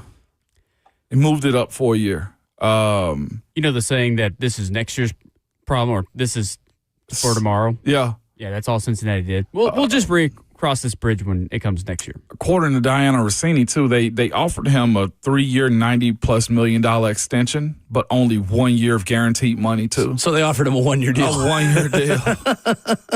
It's if you believe in the window that you have, you have to like pour into it. Like, I know Philly ain't what everybody want to be. Well, yes, they are what everybody want to be. Or you don't want to move like they do because it's risky. But here's what we know about Philly. They have their franchise quarterback. They got a great core of players there, and they have no problems pouring into them. I don't know the finances of what Cincinnati has going on, but when you have a franchise quarterback with no real defense on the other side of the ball that can help support him, guess what you do? You spend to go get that elusive Lombardi is what you do. You find yourself in positions to say, you know what? If I believe in what we are as a team and not just about the bottom line of you making money, like, you pour into the players when you're in that window. You either do it by having a real slick GM and that can really make deals for you work, or you got to pay out of pocket sometimes. If you don't want to pay out of pocket, like, you get a lot of bad press right this and set yourself up again next year to where you probably got to go get a high free agent again, or hope that your first round of this year pans out. And we don't know that to be true. We're talking about a guy going into a second year that also had a holdout. That's right. So we'll see. Cincinnati now has 4 players on the roster making an average of at least $30 million annually. Yeah. Trey Hendrickson, one of 6 NFL edge rushers at or above that threshold, according to overthecap.com. It is the 3rd deal the Bengals have made this offseason. Look at them. Jamar Chase, T. Higgins, Trey Hendrickson. Of course, Joe Burrow has already been paid. Shamar Stewart. Hendrickson coming off. Yeah, Shamar Stewart just signing a rookie deal. Trey Hendrickson, at 30 years old, coming off his best season in the NFL. He had 17.5 sacks in 2024. Elsewhere around the league, Kyle McCord, undrafted rookie quarterback from Syracuse, who had 34 points per game at the helm of the Orange offense last season, released, or waived, I should say, by the Philadelphia Eagles. You interested? No, I'll pass. Really? Yeah, if Philly don't want you, then I'll pass on that. Like, I think they are the trendsetters with these type of guys. Kyle McCord, what, as a quarterback, clearly didn't prove enough in training camp. The same thing I said about him. And this situation, like, why would I bring in another rookie guy like him when you got Cam? Well, yeah, I think if you want to add him to the practice squad and he clears waivers, that's fine. But I don't know if I'm adding Kyle McCord to the 53-man roster. It's Trevor Simeon's job at some point. Because that is the thing, and an important distinction we should make. And you correct me if I'm wrong here. If you claim a player on waivers, that guy makes your 53. Yes, he does. So that's the thing is, like, if the Titans want to put in a claim for some of these guys, you can't claim them and then put them on the practice squad. Then they would have to clear waivers again. Absolutely. So if you're picking up Kyle McCord on waivers, 3 weeks. that means he's on the 53-man roster. Yes, he is. I'm good. Yeah. I'm good. I think this team could benefit from a young developmental quarterback. If Kyle McCord clears waivers and if you could put him on the practice squad, I'd do it. Okay. I would do it. I wouldn't mind having a young quarterback that could develop as a long-term quarterback too, who knows the system, who's not going to really be a guy that fans are clamoring to see. And I mean, honestly, like we talk about it all the time. The last few years we have. The best thing you could have in a backup quarterback is someone to just sit over there and not make any noise and not disrupt things. Yeah. No, And if Kyle McCord is that kind of guy, sure, I'd be interested. Yes. Yeah. No. Okay. That makes sense on practice squad. Yeah, on the 100%. 53. No, absolutely not. Kyle McCord is a house cat. He doesn't bother anything that the Titans have going on other than helping himself develop and being an arm for the practice squad. Agreed. I roll with you there. Yep. Yes. I'm with you. The backup quarterback conversation here has been loud, Will. Way too often. Most definitely way too often. Malik still has a fan base here. And you know what? Good for him. Is he starting now in Green Bay? No. Oh. He's not. He's not. Tommy DeVito also let go by the New York Giants, who are expected to keep Russell Wilson, Jackson Dart, and Jameis Winston. Love that group. Brian just asked, is Winston a viable replacement for the two QBs behind Cam compared to the two we have now? Well, we'll never know because he is not available. He ain't available. Jameis, I said this to somebody. If Jameis ever retire, he needs to go take Terry Bradshaw's spot. He needs to. He's the best entertainment Oh, my gosh. on TV Could you that imagine? we don't see consistently enough. I absolutely love Jameis, but for the sake of this team too, I don't think he's the right quarterback for a backup. Look how they massacred my boy. This is anti-Italian discrimination. Tommy DeVito, Tommy Cutlets. You want Tommy Cutlets too? No, I don't. Okay, all right. No, I don't care. He Let's- had a good preseason game the other day. I'll give him that. Did he? Yeah. Okay. He cooked. Cool. Tommy Cutlets did. Was it the ragu that he made then, or what? I don't know what he cooked, but he cooked something. Making lasagna. out Sunday here. sauce. Sunday sauce. I need to go to that spot again. Speaking of Sunday sauce.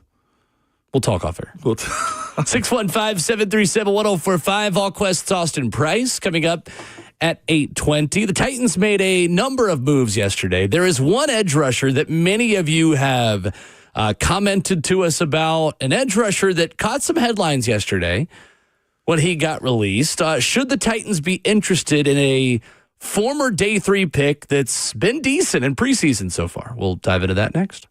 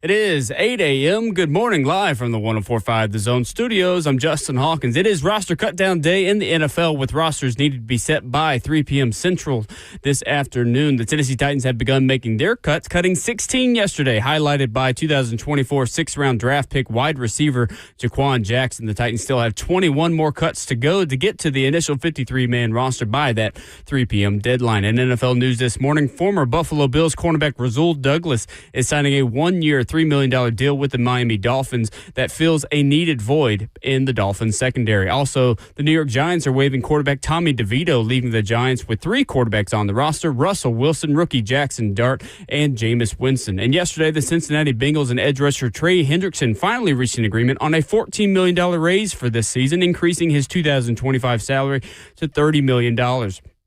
The 2024 NFL sack leader is still scheduled to become an unrestricted free agent, though, after this season. And Commanders and wide receiver Terry McLaurin agreed on a 3-year, $96 million extension through 2028 with a $30 million signing bonus. For all your foundation repair and waterproofing needs, you got to go to USSTN.com. Breaking news at once on your home for the Titans and Vols. This is 104.5 The Zone.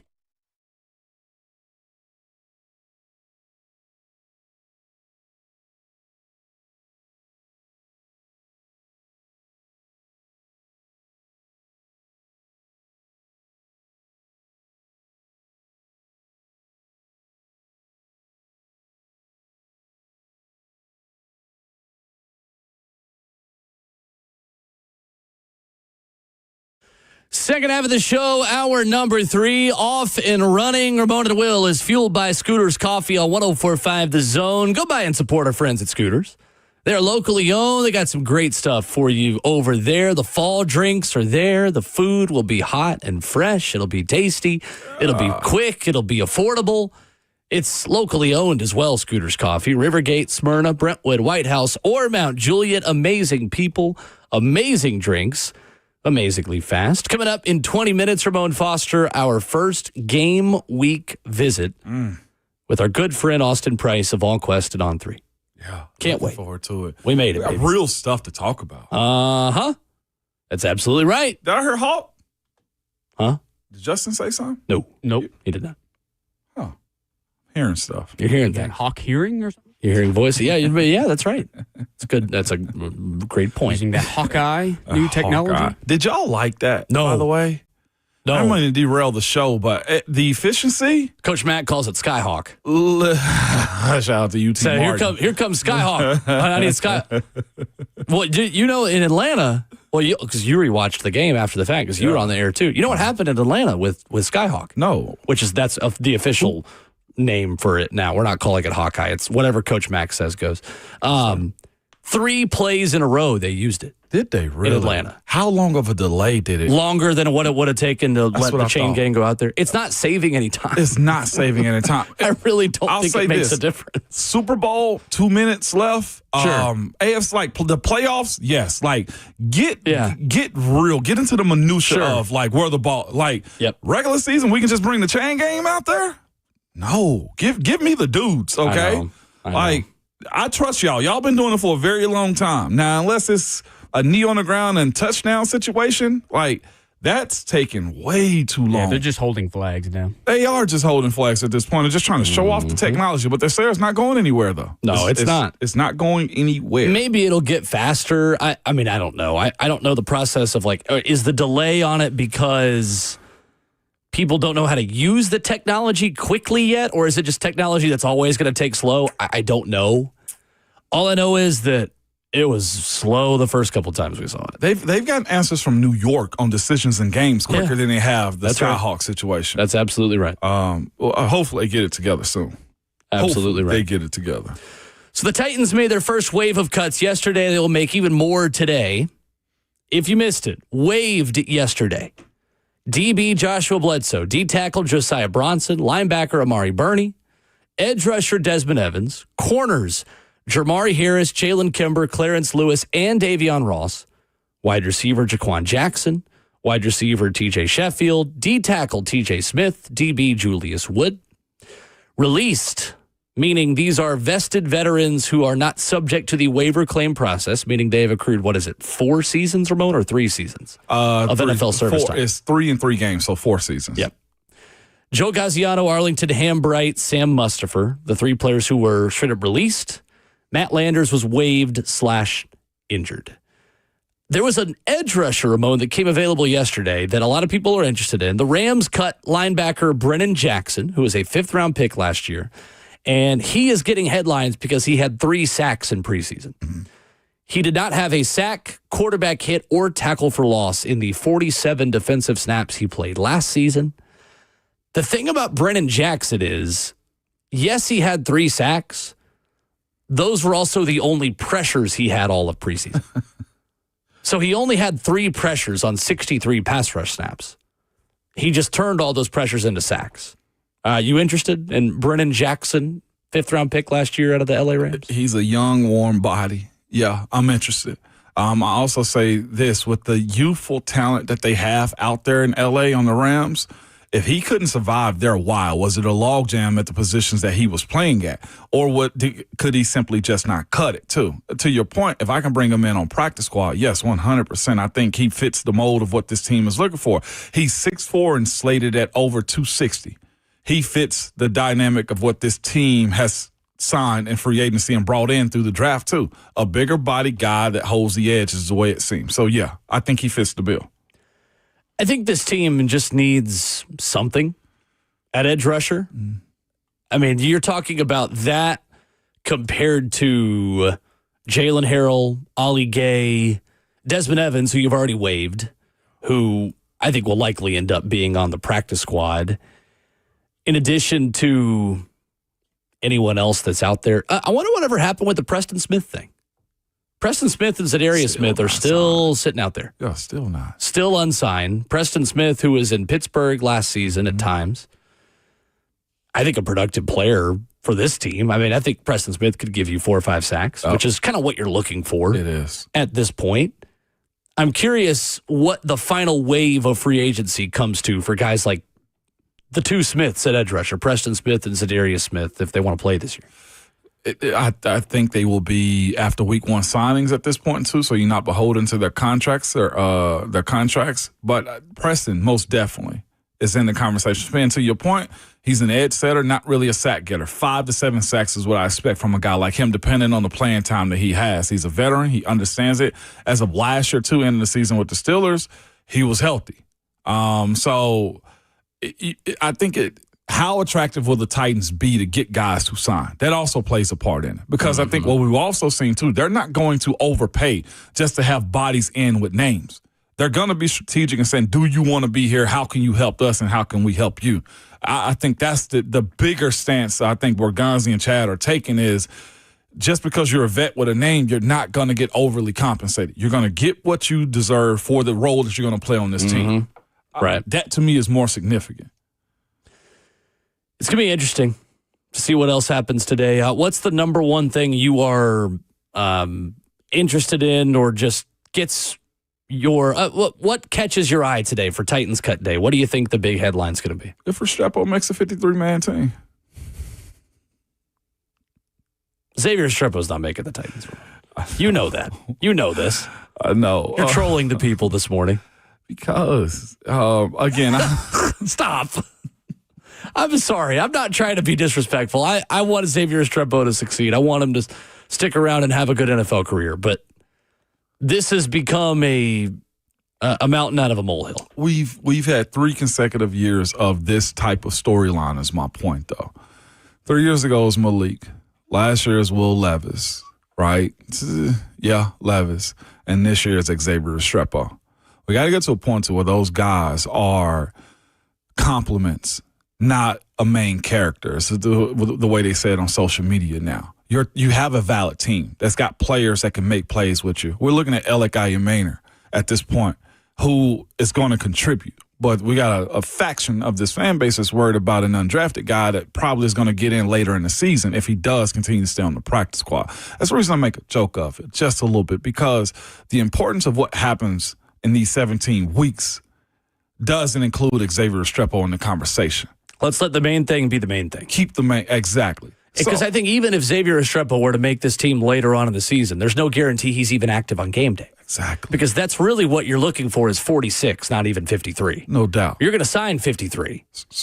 So 7 of those guys are going to be not active on game day, and a couple of them will get elevated as standard practice squad elevations every now and then. But the skill set just isn't there for him today on August 26, 2025, to be a legitimate contributor to the Tennessee Titans offense. Absolutely. He may develop into that.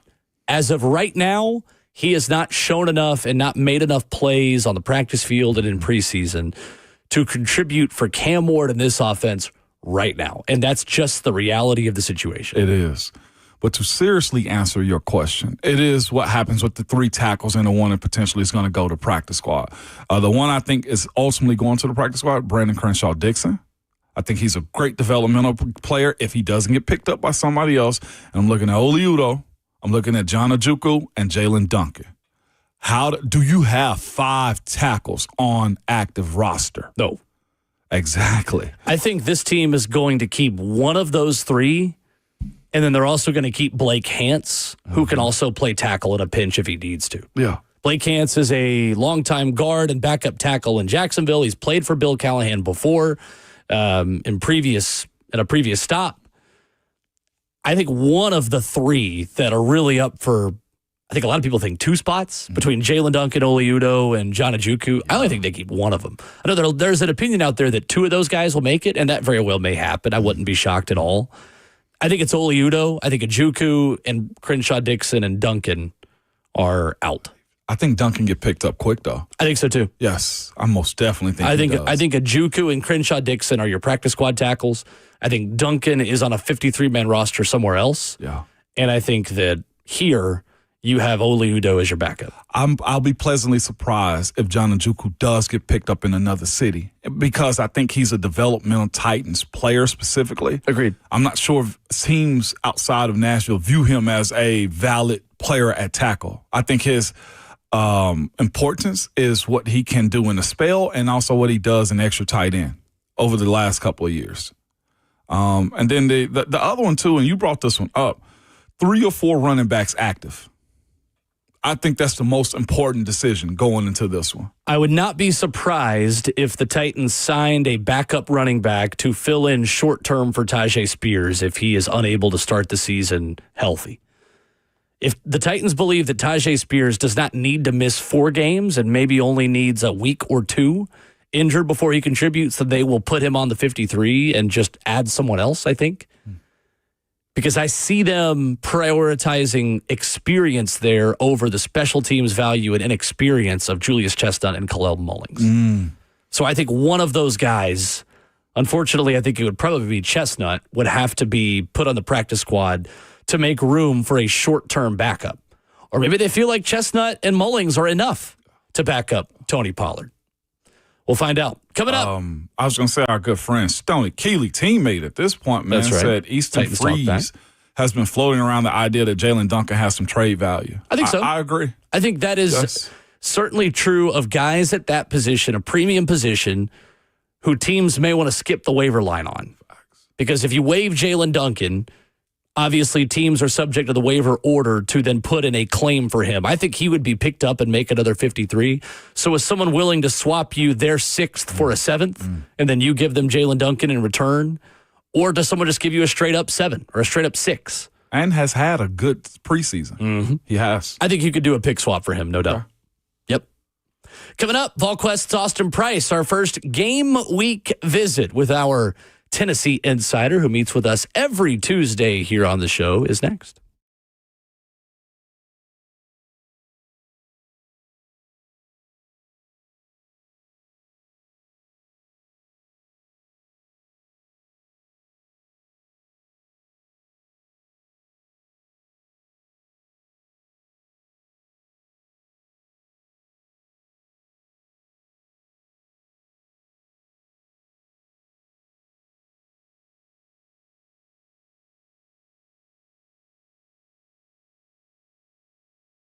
Understanding the Nashville real estate market is a major challenge. Yeah, everyone wants to move here, but you look around and there are still for sale signs collecting dust all around Middle Tennessee.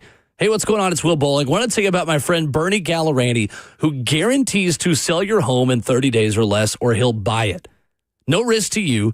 Bernie will let you out of the contract at any time. He is the real estate agent who has the 30-day guarantee to sell your home, and if not, he will buy it from you. So if you feel like you're ready to start that process, maybe you need to relocate in a short amount of time, just start by knowing your home's true value. Head online to BernieGallerani.com. Right at the top of the homepage, just click on how much is your home really worth. It's one of the great benefits you get in working with my friend Bernie Gallerani, because selling your home doesn't have to be stressful. It doesn't have to be this challenging process. Bernie is going to make it easy for you. Give him a call, 615-428-2644. That is his personal cell phone number. He's offering out to you, 615-428-2644, or head online to BernieGallerani.com. That's Bernie Gallerani Real Estate online at BernieGallerani.com.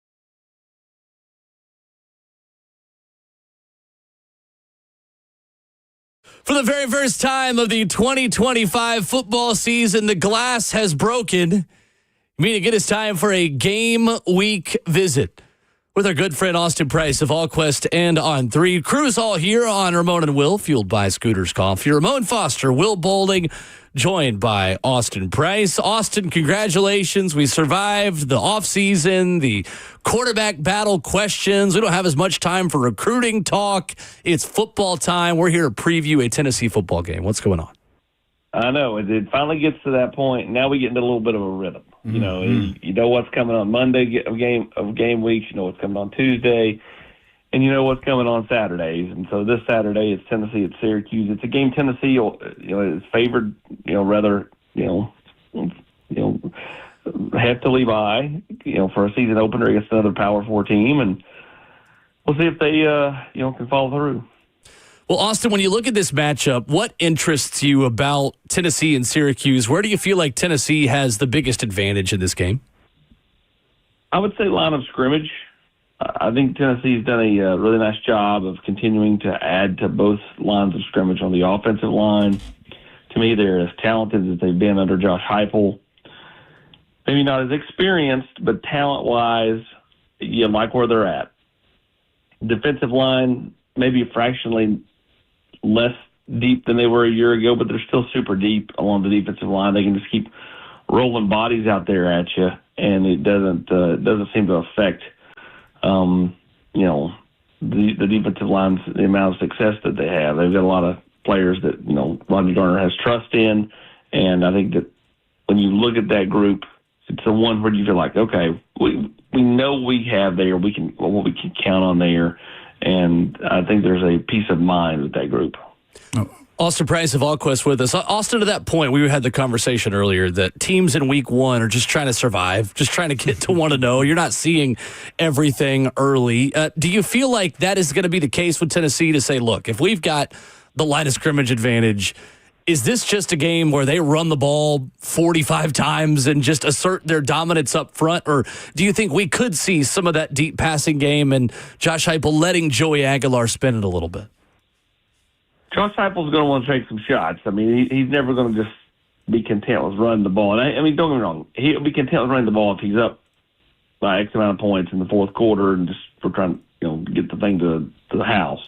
But, early in this football game, I mean, Josh Heupel's going to come out. They're going to try to throw it a little bit, depending on what Syracuse is willing to give them defensively. And so, yeah, I think Heupel's going to, call the game like you would expect him to call it. But again, I think he can morph in the second half depending on the score and all that. Austin Price was of AllQuest on 3. Austin, David Hobbs is out for a little while, man. How do you see the depth still on this Vols defensive line, which has been a strong part of the last few years, going up against a new reshaped Syracuse line? I think they got one guy coming back from last year, and they had a high transfer in Austin Collins at center. There's room to take advantage of it. Where do you see the David Hobbs being out, somebody stepping up component of this defense? Well, obviously you'd love to have David, and it's a blow to not have him. But when you look at this team and you look at this defensive line group, it all starts with Bryson Eason, Jackson Moy. After that, you're looking at Nathan Robinson. To me, is a little healthier than he's been. I think he's gonna be able to go Saturday and give them something. Ethan Utley, Isaiah Campbell. It's a young group once you get past those initial guys, but players that have made plays all through fall camp that Rodney Garner feels really, really comfortable with. A JUCO guy, Jamal Wallace, who a lot of people weren't sure he was going to be able to continue to play football because he had to me, injury problems, but yet he's had a fantastic fall camp. Mm-hmm. And you can always slide Don Bailey inside. Don Bailey was about 265 a year ago. He's up over 280 now. So he can slide inside. Tyree West could slide inside. There's a number of bodies that can play inside a defensive tackle. And, of course, Tennessee feels really comfortable with where they're at with Don Bailey and Tyree Weathersby and Tyree West and Marion Dye and some of those players at strong side defensive end. And, they really like their Leos as well with Josh Josephs, Caleb Herring, and Jordan Ross. No doubt, man.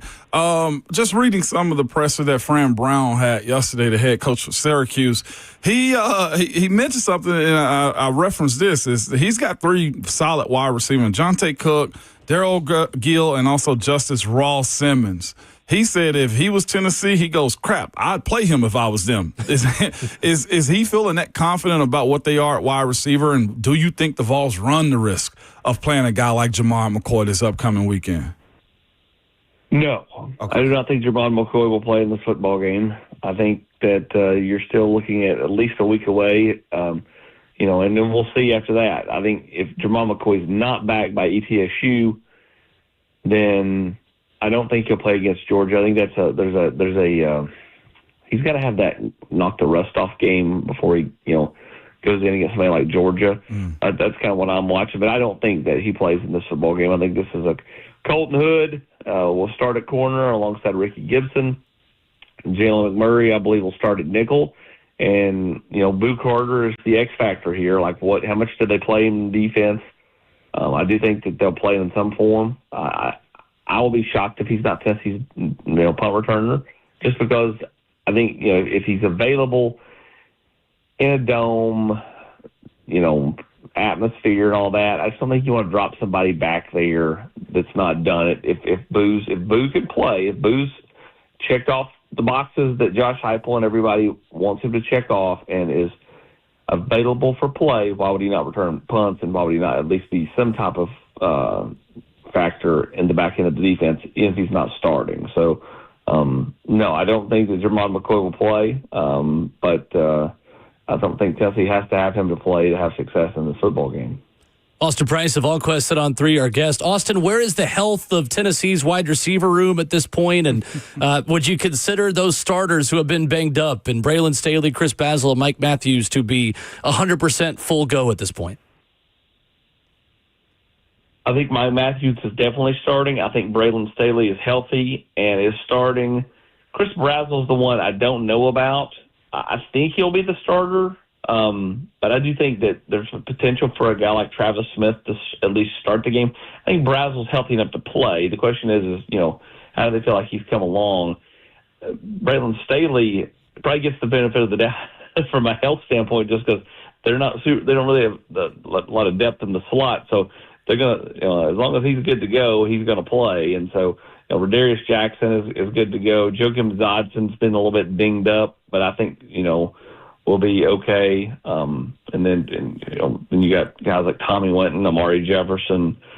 But, yeah, it's not a super deep group, but at the same time, they do like the top-end talent in that room. They just have to stay healthy. Austin, do you think they feel any better about that depth through fall camp? I know you talked about Amari Jefferson coming on a little bit. Has there been any improvement, you feel like, in that room, or is it just kind of is what it is at this point? I mean, I do think that fractionally you feel maybe a little bit better, but you still got to, they just have no margin for error when it comes to injuries with the wide receiver room. It's unbelievable just how thin they are. Now, again, if they stay healthy, which, again, it's a tall ask, it's football. It's not, we're not playing, not playing checkers. It's football, and so if you can stay healthy, I don't think that it will affect you at all. But if you get dinged up a little bit, it's not ideal, the number of receivers they have.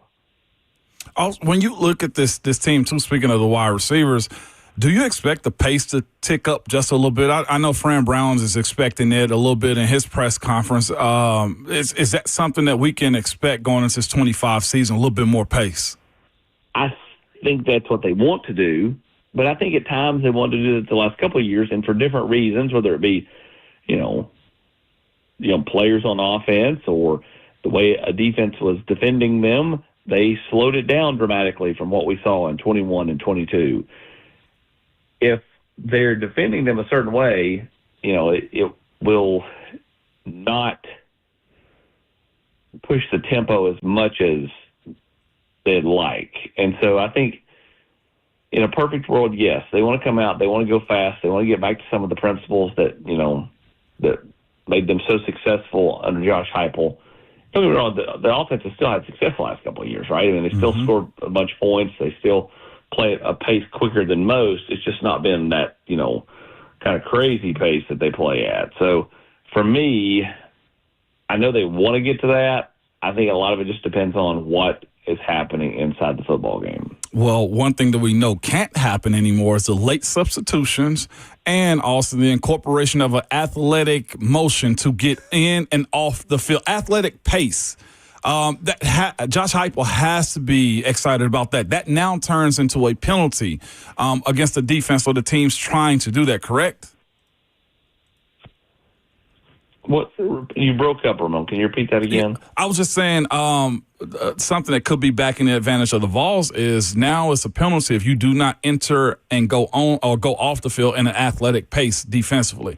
That is something that's going to be emphasized a little bit more this year. You would expect Josh Heupel to be a little bit more excited about how defenses try to slow down this offense too. Yeah. Again, I think college coaches are smart. There's always a way to kind of figure out how to, game the system a little bit. We'll see if they can figure out how to slow that down. I would tell you that, yes, again, he wants to go fast, and so he's going to push all the buttons to do that. Mm-hmm. I think a lot of it depends on, early down success. Obviously, that's one of the biggest components to being able to go fast when you're playing at, 2nd and 4 or 2nd and 3 instead of 2nd and 10 or 2nd and 12. Having first down success is paramount to being able to, kind of get the defense playing on their heels a little bit and get to going at the pace you want to play at. So I think the defenses will obviously have to adjust, much like Tennessee's had to adjust to their adjustments the last couple of years when the way defenses defended them morphed in 23 and 24. Austin Price, Fall Question on 3, previewing Tennessee and Syracuse with us. Josh Heupel made some headlines yesterday with no depth chart, which means we don't get to say the word "or" as much today as we otherwise would have. At quarterback, though, he told us you'll see on Saturday in terms of who the backup quarterback is. Austin, if Joey Aguilar had to go out for any period of time, how confident are you that Jake Merklinger is QB2 at this point? I think he's QB2. How long would the leash be, or would they play George right behind him? I think that's probably most likely. I don't think that it's just Aguilar, for whatever reason, has to come out. Merklinger comes in and is just the locked-in guy, at least for the foreseeable future. Now, maybe that he's the guy for the game, because of the he's a little bit he's a year older, he's been in the system a little bit longer. But I think absolutely if something happened to Joey Aguilar, that it would be kind of more of an open competition to be Tennessee's starting quarterback for the rest of the year. Austin, we saw last year a lot of position battles kind of go into the season. Maybe at right guard and center, you've got battles that are continuing. You mentioned the rotation behind David Hobbs at defensive line. How much of those do you feel like are still ongoing through this first game? Do you expect some kind of rotation between Jesse Perry, Sam Pendleton, Sham Umarov, or how settled do you think that first 5 is on the offensive line? I think it depends on how they play. I think if the snaps are on time and the offensive line is playing well, I think they'll stick with that 5 pretty much the whole time, given they actually have a few rotations here and there, but I think if the offensive line is not clicking, the snaps are not okay, then you look at Satterwhite back at center, you look at Sham at left guard. I think a lot of it just depends on their play. The 5 that are going to start, in my opinion, have earned the right to be the 5 through fall camp. But, and part of that is the success is at center with Pendleton because he's been able to get his snaps down, and Satterwhite's not been as good and consistent at, snapping the football. So I think a lot of it just depends on their play early, but I think, they'll get the benefit of the doubt, at least that first quarter. Who gets the first stab at running back? Deshaun Bishop in this situation? Yes, I believe Deshaun Bishop will be the running back that enters the game first, Ramon, and then Peyton Lewis, and then Star Thomas. I think all 3 are going to play. I'm more fascinated to maybe see the rotation there than maybe just about anywhere on this football team, because a year ago you're going to have the one bell cow and Dylan Sampson, and you would sprinkle in a Deshaun Bishop or Peyton Lewis here or there. This year, it's a little bit more about committee, and so how they rotate will be interesting. This will be the first time this fan base will get a look at Joey Aguilar. Heck, I hadn't even seen him in a scrimmage. He came after the spring game. Austin, what can this fan base and viewers of the game this weekend expect to see? Is he taller than you think, shorter than you think? Is he more athletic? Does he have whip on his arm or on the ball when he delivers it? What's the expectation for him? I think you tell me, because you played with the guy, his throwing motion is very compact. It's kind of like Jonathan Crumpton in a way. It's very compact. I would tell you that, he just kind of is one that makes, at least through fall camp, just makes plays. I don't think it's anything super flashy, but it's effective. And I think the biggest thing is to not put the ball in harm's way. You put the ball in harm's way, the last couple of years at Appalachian State, do the wide splits, does Tennessee's ability to run the football effectively, does Tennessee's offensive line, their ability to block and protect him, which was not a thing at Appalachian State where he, got hit and beat around a bunch. Does that cause Joey Aguilar to morph into a guy who throws a lot less picks this year? That's another thing I'm fascinated to see. Like, does the scheme make Aguilar a more accurate player when it comes to throwing the football and putting the ball in harm's way? That's something you're not going to know. That's something you're not going to know until you play. Yeah. Great stuff. He is Austin Price, VolQuest On 3, our first game week visit. It is great to be previewing a Tennessee football game. Austin, appreciate the time as always. Talk to you next week. Can't wait, Austin. Thanks, guys. Appreciate you. Yes, sir. Austin Price with us here this morning. VolQuest.com. Again, we give the plug because it is the best place to get Tennessee info this season. A lot of folks will get right back in on all that stuff in football season. They're great in basketball and baseball season, off-season, recruiting season as well. But VolQuest subscription, very much worth it. It is. On the general's quarters and the message boards and the info you get, it is very, very good value. Yeah, no doubt about it. I enjoy it. I'll be honest with you. I'm thankful for you, but that is that is a storyline I've yet to lay eyes on Joey Aguilar. Nobody has to this point. And it's going to be fascinating to see what he looks like in orange as a starter in the SEC. Let's continue some of that when we come back. I'm curious, Ramon's biggest question about Tennessee-Syracuse. What are you most interested to learn about Tennessee football this Saturday when they take on Syracuse in Atlanta? We'll dive into that next.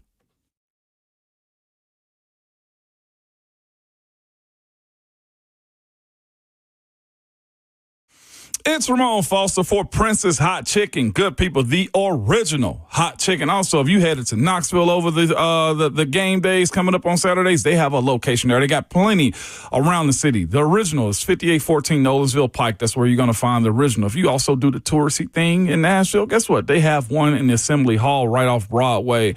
Or if you want to go do the family thing and shopping, they have them at the Tanger Outlets too at 4060 Cane Ridge Pike, man. But again, so many options at Princess Hot Chicken. You can just get it plain, light, mild is what I like to do, man. I don't go much higher than that. They have 3X hot if you are feeling adventurous, but so many other things that I speak of about Princess, like their mac and cheese, potato salad, baked beans, seasoned fries, greens, and coleslaw. And if that isn't enough, well, guess what? You can try some of their homemade desserts like a strawberry cake, pecan pie, and so much more. But Princess is the original hot chicken, the best to do it, and they also cater. It's football season. It feels like it right now. They can cater from 15 people up to 1,000 plus.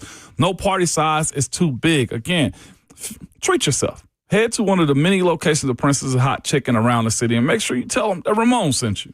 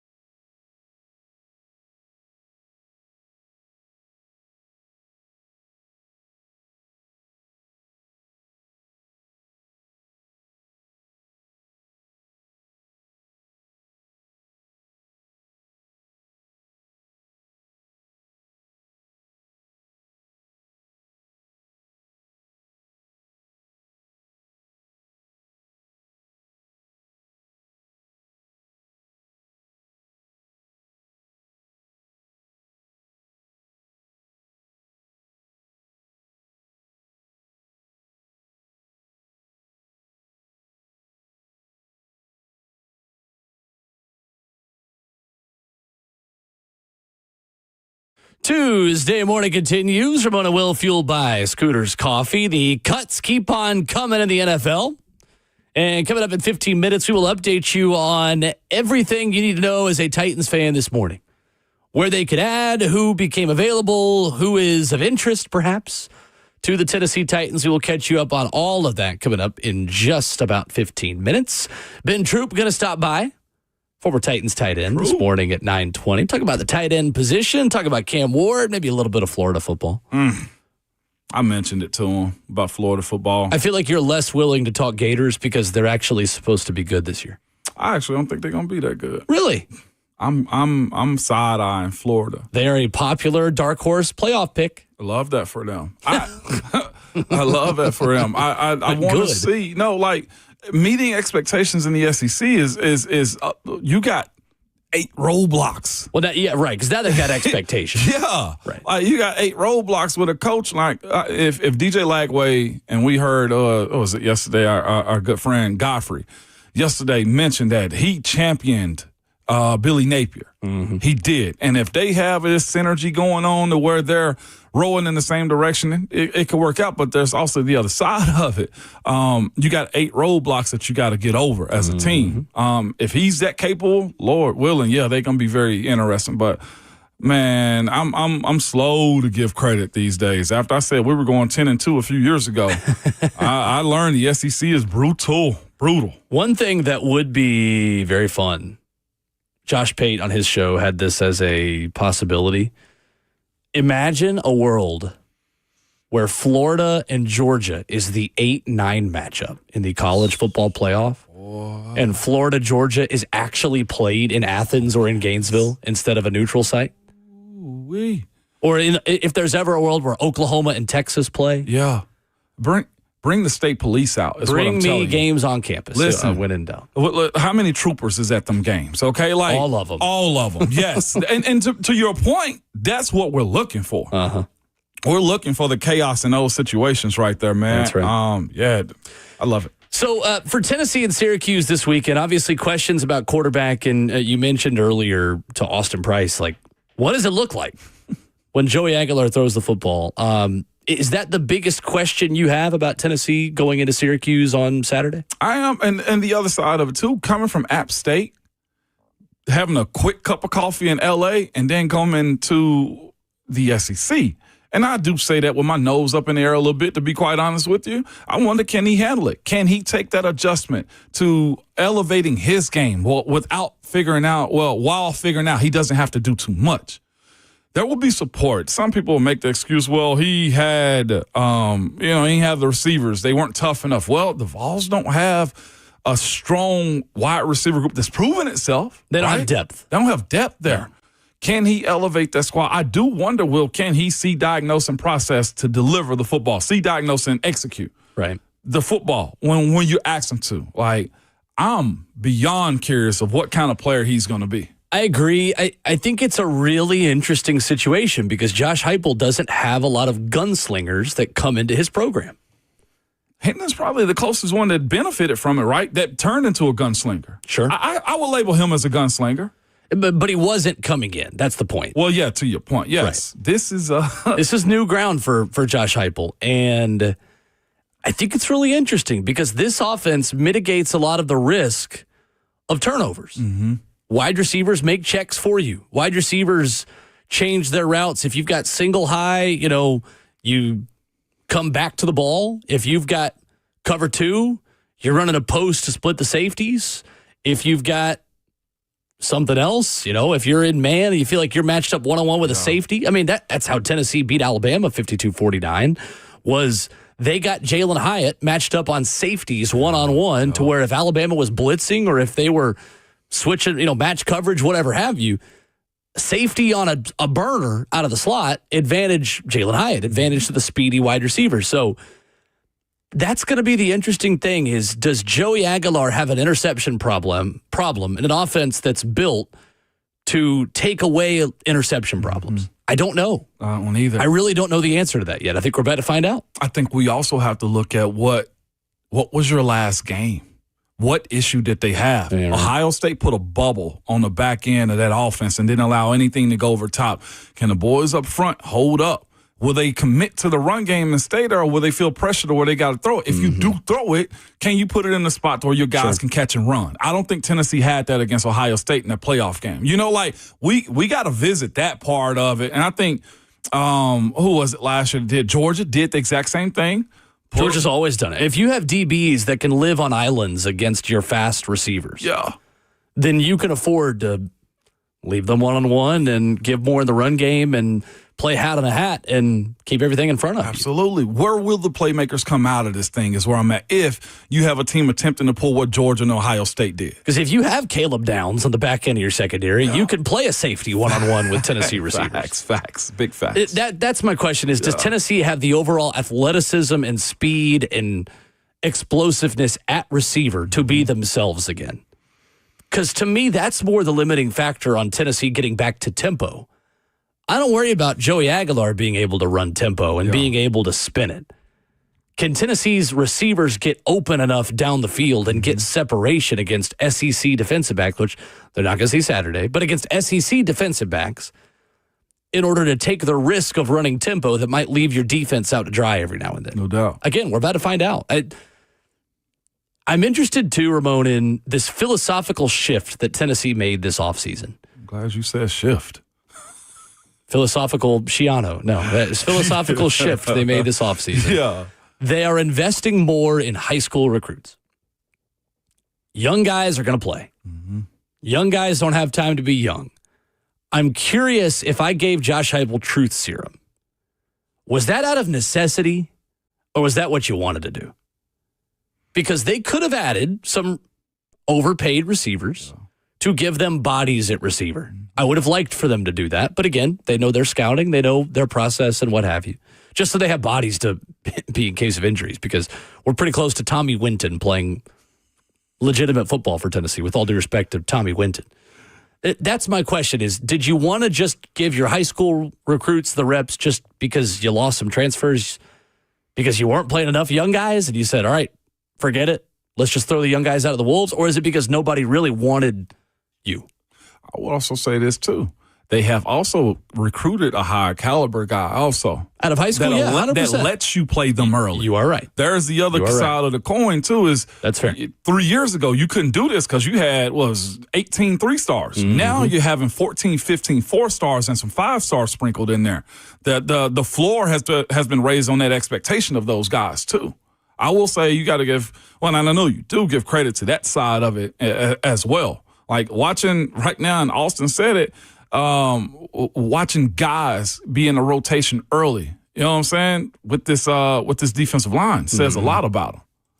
I do think it's interesting, the QB2 thing. I don't think it's a problem for right now. I think, obviously, Joey is the guy. I think Joey's got a longer leash than most guys who just won a quarterback battle. Like, I just think reading between the lines and everything we've heard and everything that's out there about camp, I think Jake Merklinger kind of had a disappointing camp. I don't think Jake Merklinger is going to play a lot of football for Tennessee.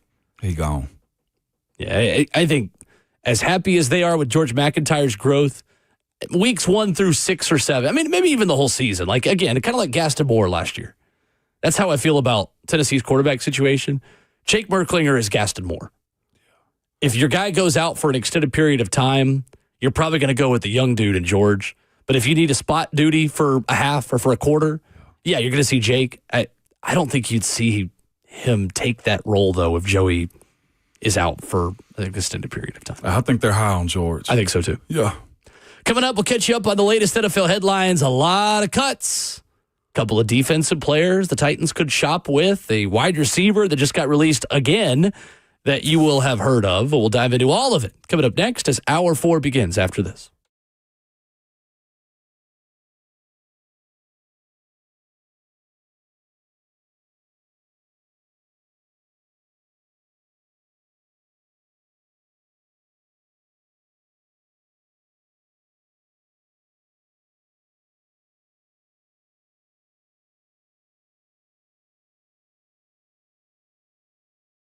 It's Ramon Foster for Hiller Plumbing, Heating, Cooling, and Electrical. Man, nobody wants to deal with a plumbing, HVAC, or an electrical emergency. Most of the time, you don't know what it will cost or if it'll get fixed right, or if somebody's trying to sell you something you do not need. But when you call Hiller, the experts are going to solve your problems quickly. And I'll just say this, it starts with their tech. They're very professional, experienced, and trustworthy. They're always background checked and drug screened too. And when they're on their way, you'll receive a photo of that tech that's coming to your house and a link to track them in real time. So no more wasting time while you wait around for somebody to fix your house.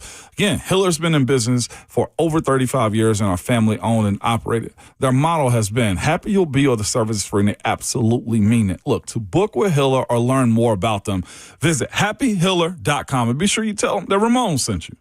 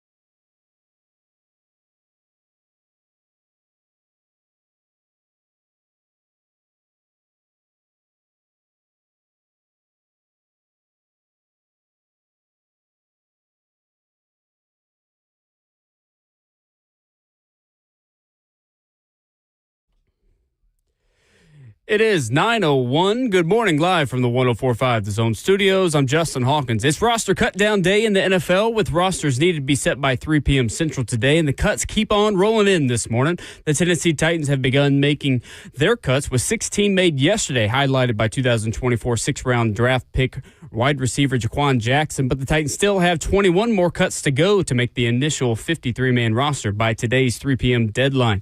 In NFL news this morning, former Buffalo Bills cornerback Rasul Douglas is signing a 1-year, $3 million deal with the Miami Dolphins that fills a need at void in the secondary. The New York Giants are waiving quarterback Tommy DeVito, leaving the Giants with 3 quarterbacks in their room. Russell Wilson, rookie Jackson Dart, and Jameis Winston. And the Cleveland Browns are releasing wide receiver Deontay Johnson. The veteran wideout has been with the team since signing this past April, being a part of the Steelers, Panthers, Ravens, Texans, and Browns, all just in the past 18 months. For all your foundation repair and waterproofing needs, you got to go to USSTN.com.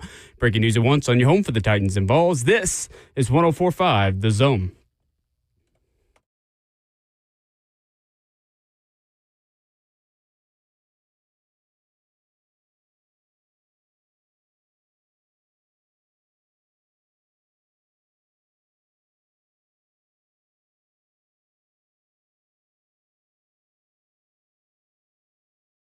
Ramona Will, 104.5 The Zone, fueled by Scooters Coffee for 60 more minutes, kicking off your Tuesday morning. Hope it's a lovely one so far. It's a gorgeous day in Music City. If you're streaming us outside Music City on 104.5 The Zone TV or the 104.5 The Zone app, we welcome you there as well.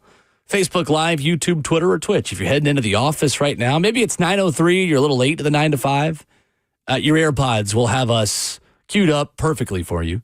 Clear audio, no static. Mm-hmm. You can comment with the F&M Bank chat. You can hang out with them. We've created a community of listeners who have become friends. They do their own events without us, Ramon. Exactly. And your bosses are okay with this, too, if you got to put us in your ear. No, your bosses are listening to us, too. They get it. I get it. I mean, it's on the shop radio when you guys walk in there. We get it. Appreciate you guys for putting us on the shop radio. I mean, absolutely right. Absolutely right. Some releases to tell you about. Some waiving happening. I think I'm going to mute the words, did they wave back, on social media, because that's a common phrase. Dang, today. You stole my joke. Yeah, thanks. As I was waving at you behind the glass. Were you? Okay, good. There's a glare behind you because 3HL leaves all the shades open, and we like to have a little bit of natural light in here. I cleaned all the screens over here, too. Oh, lovely. You guys, let's try to keep them clean. I get it. It naturally happens, but the monitors are clean now. Proud of you. Thank you. Deontay Johnson got released again. Deontay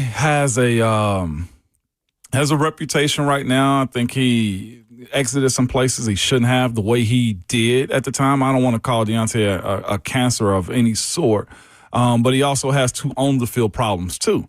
He will have a case of the dropsies or slip through my handsies, and he'll also just have a case of the slips, too, with his cleats. He always has a guy beaten. He'll fall to the ground. I'm not sure if the angle of what his body allows his feet to move, but he has those 2 things on the field on top of him from time to time being problematic. I don't think Deontay's a bad guy. I love Deontay Johnson. Would I take him on a team that needs help? Yes, I would. But you got to also know the situation that you're putting yourself in. There's going to be times where he's got to turn and run, and he might slip and fall. Yeah, there is a certain type of personality the Titans just aren't going to touch. I mean, honestly.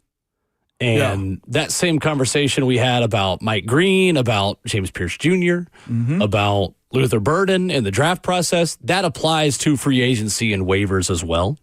There's not as much vetting you can do of the person, maybe for NFL free agency and for the waiver process as you can in the draft. You get to sit down with guys and meet with them, like top 30 visits and stuff like that. But that's still going to apply here. This team still has a very clear identity of what the personality of their players wants to look like and be like. And guys like Deontay Johnson just aren't going to be touched by this organization. No, and he's also see himself probably as a 1/2 still. He's not going to play in front of Calvin. Then you also are knocking the development of like Alec Ayumaner. You know what I'm saying? Yeah, exactly.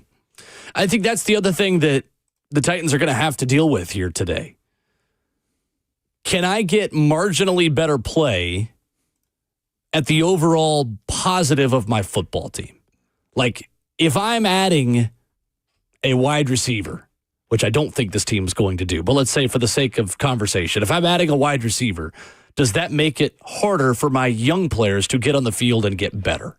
Because if so, they're probably not going to do that. Yeah, probably. The Titans are not going to sacrifice long-term development in a rebuild for a short-term step up. I think you could see them adding players and adding value where there is an absence of ability, where there is linebacker 4, where there's nobody. Mm-hmm. Maybe the last edge rusher on the roster, the last corner on the roster, a backup running back that can be a short-term fill-in for Tajay Spears behind Tony Pollard. That's where value is added, but not at the long-term hindrance of young players who need to get on the field remote and need to get reps. I agree. So I don't see them adding wide receiver. I don't see them adding a tight end, although that would surprise me a little bit less. I think it's edge rusher, it's corner, inside linebacker, and an outside chance at running back as well. That's where, yep, I see that. We're in agreement right there. Mm-hmm. One inside linebacker that did become available, Chad Muma, a 26-year-old linebacker from Jacksonville. He just turned 26 8 days ago, so happy birthday, Chad. Here's your walking papers from Jacksonville. Actually, that is a birthday present, getting to move out of Jacksonville.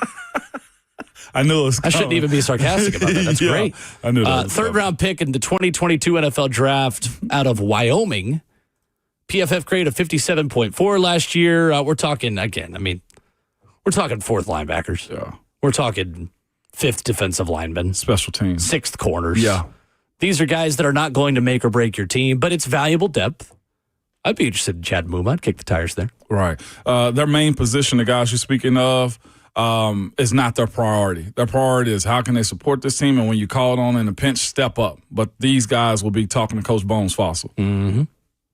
One interesting note from Jeremy Fowler this morning. We literally just talked about this, Ramon. He writes, with free agency picking up a bit this week, one name to watch is Zadarius Smith, who finished with 9 sacks last year. Multiple contending teams have checked in on Smith, who is training and waiting on the right situation. What that tells me is that his agent has said, if you didn't have a winning record last year, don't call us. Yeah, don't call. Yeah, we can end that conversation with Zadarius.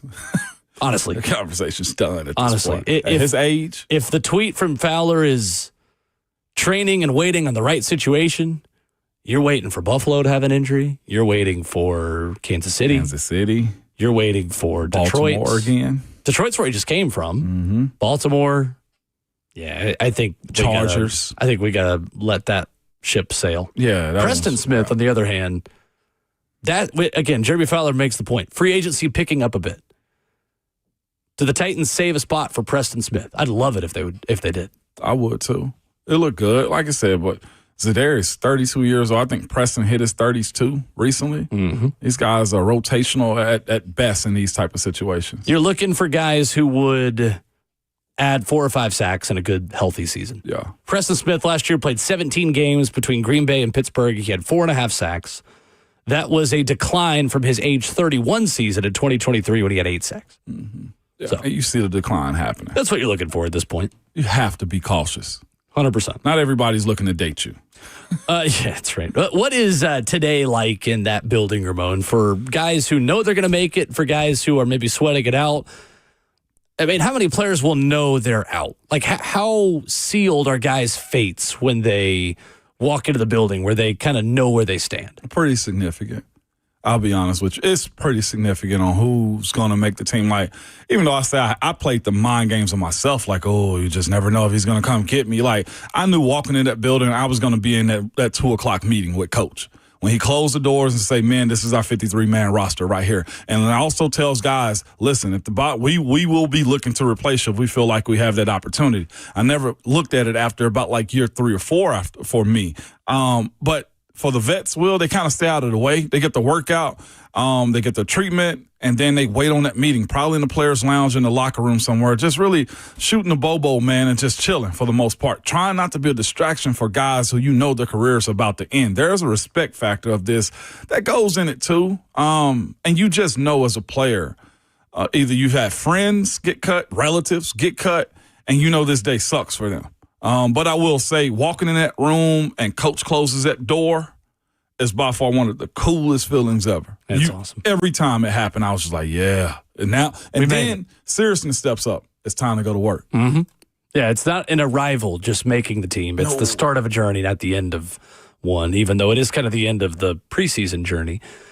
Joe Mixon going to be out for the first Titans game against the Houston Texans on IR to start the season for Houston. Dealt with injuries this offseason. He will have to miss 4 games. Ben Solak of ESPN put this out yesterday. I thought it was interesting, Ramon. C.J. Stroud saw 2 high shells on 49% of his dropbacks last year. That was the 5th highest rate in football, something he's talked about being a limiter in the Texans' explosive pass plays. Ben Solak says Texans got to be able to run defenses into respecting the box a little more. Yep. It's another reason why I think Houston takes a step back this year. They're not good enough on their offensive line to be predictable in the pass game and succeed. And you have Adam Schefter putting out there today. A name to watch today is Texans left tackle Cam Robinson, whom the team has discussed trading. Per sources, says rookie Ariante Ursery out of Minnesota has impressed this summer and looks ready to man the Texans left tackle position. The Texans are taking a day 2 draft pick and starting him at left tackle, where they had Laramie Tunsil playing last year.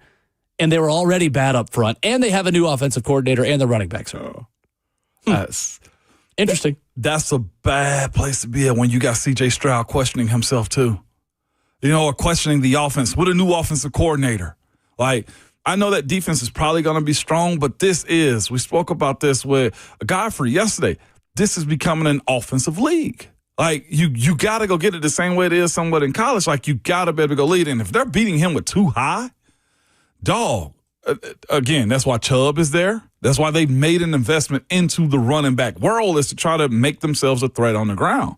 You'll live that life. Somebody posted the other day, like, 2 high single-handedly dismantled high wide receiver yards. I think it was 2016. I think A.J. Green had like 1,700. Antonio Brown had 1,800. There was a list of wide receivers that was 1,600 yards and up. And teams have figured out, until you run the ball on us and make this a threat, if y'all think this is a passing league, you're wrong. Mm-hmm. You got to still be able to make yourself a threat on the ground. Here is your guide to today. Zach Lyons put this out on Twitter at the Zach Lyons. I agree with him. Said, when I see someone released/waived, here's what I'm asking if I am the Titans. Is he better than Ollie Gay/Jalen Harrell, Curtis Jacobs at linebacker, Julius Chestnut at running back, James Prochet at wide receiver? Is he better than your 5th defensive lineman, whoever that is, whether that's Carlos Watkins, Isaiah Rakes, or Timmy Horn? Is that player better than Gabe Judy-Lally, or is that player better than Brandon Allen? Zach Lyons says, if the answer is yes, claim/sign them. Most players getting waived/released right now aren't going to be better than guys like Jahad Ward, Darrell Baker, Van Jefferson, etc. I agree with every word of that except the Brandon Allen part. Yeah. I don't think the Titans are going to bring in a quarterback just because they're better than Brandon Allen. I think they want a low-drama, game management, good-in-the-room backup QB. Mm-hmm. Well, no. Former Titans tight end Ben Troop joins us coming up next.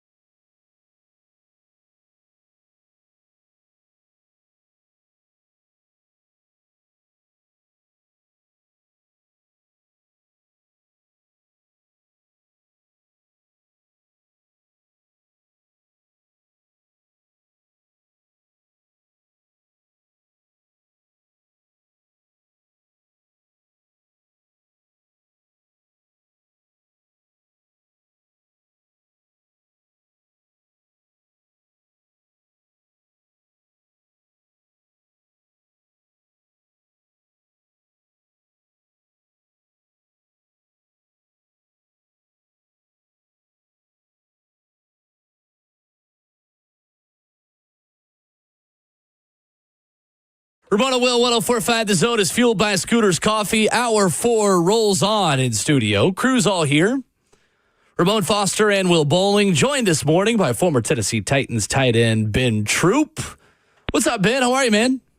Will, Ramon, man, been too long, man. I appreciate you guys having me on. You made me think. I said, listen, either me and Ramon real cool and Ramon ain't telling me the truth, or we are really cool and we just happen to went to two different universities, but respect to them Tennessee Vols no matter what.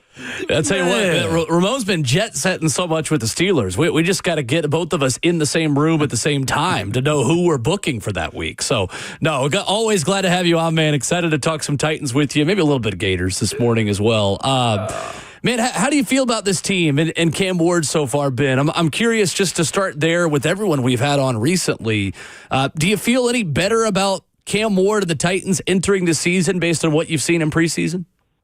It's kind of hard to really judge preseason because, as you know, it's really more about situational football than the end result. You're trying to see how they work in and out of certain situations. For a guy like Cam Ward, though, I appreciate this. They're letting him be him. I know the whole, Simmons situation. I know it's just football. Cam Ward knows the only way he would ever approach Simmons is on a football field. It would never happen in real life. So we get them letting him be himself. But with Cam Ward, listen, when you're the number 1 overall pick, you went to the worst team the previous year. So you're going to have a lot of aches and pains regardless of who's going to be under center. But I feel good about the fact that this Tennessee Titans team is in a division that's wide open. You know what Houston is. Daniel Jones going to be the starter in Indy. And like I said, the Trevor Lawrence project, we're going to see how that goes with Liam Cohen. I feel good because of the division as a whole. And I think Cam Ward, he's going to have something to say because I think the young man, the one thing he is not shy of is having confidence and being ready to go out there and lead the squad. I think it's interesting, Ben, and your perspective as a former player on this is great because fans like to take away things from preseason and then apply them to regular season. Those of us that haven't played NFL football, obviously, don't know how different the two are. Brian Callahan was saying the other day, like, Cam Ward is going to have a totally different challenge the second he steps into regular season. How different is preseason football to you from regular season football in terms of the game planning, the process, the stuff you're asked to do? Like, how different of a challenge is waiting for this team in Denver in a week and a half? This is going to be the first test for a lot of these rookies to realize what the National Football League really, really is. Everybody wants to talk about preseason. It's a whirlwind. No, you're going to get the best players in the world now. It's not going to be, these guys was rookies, we was rookies, let's see how we look. No, now it's the Broncos versus the Titans. They're saying, hey, what college did you go to? They're going to throw everything at Cam and that offense. And it's going to be some peaks and valleys, but here's the biggest difference between preseason and regular season. Preseason, everybody's on the game plan. Everybody's talking to the coaches. You know how many of these players is not starters going to have to be the help squad? They said, wait a minute, that's practice squad. No. We don't have a practice squad tight end. So you got to go. It's going to be a whirlwind. If you are not a starter, and Ramon knows that's the biggest thing, is when you're not a starter, you got to help. And that's in anything that they needed. I had to be Tony Gonzalez. I had to be Antonio Gates. And I was one of the starters. Hey, Ben, we need you over here. This is going to be about two kinds of players. Hey, coach, what do you need from me and how much you need from me if you want to survive? We're joined by Ben Troop this morning. Troop, when you look at this situation that Cam is in with a lot of expectation, I'm talking about the entire weight room on his shoulders with how this franchise fan base is looking at him. How can his skill players help him out, Troop? I know catching the football is one thing, but what are the small in the weeds things, man, that is going to help him be a better pro? Man, catch those 50-50 balls.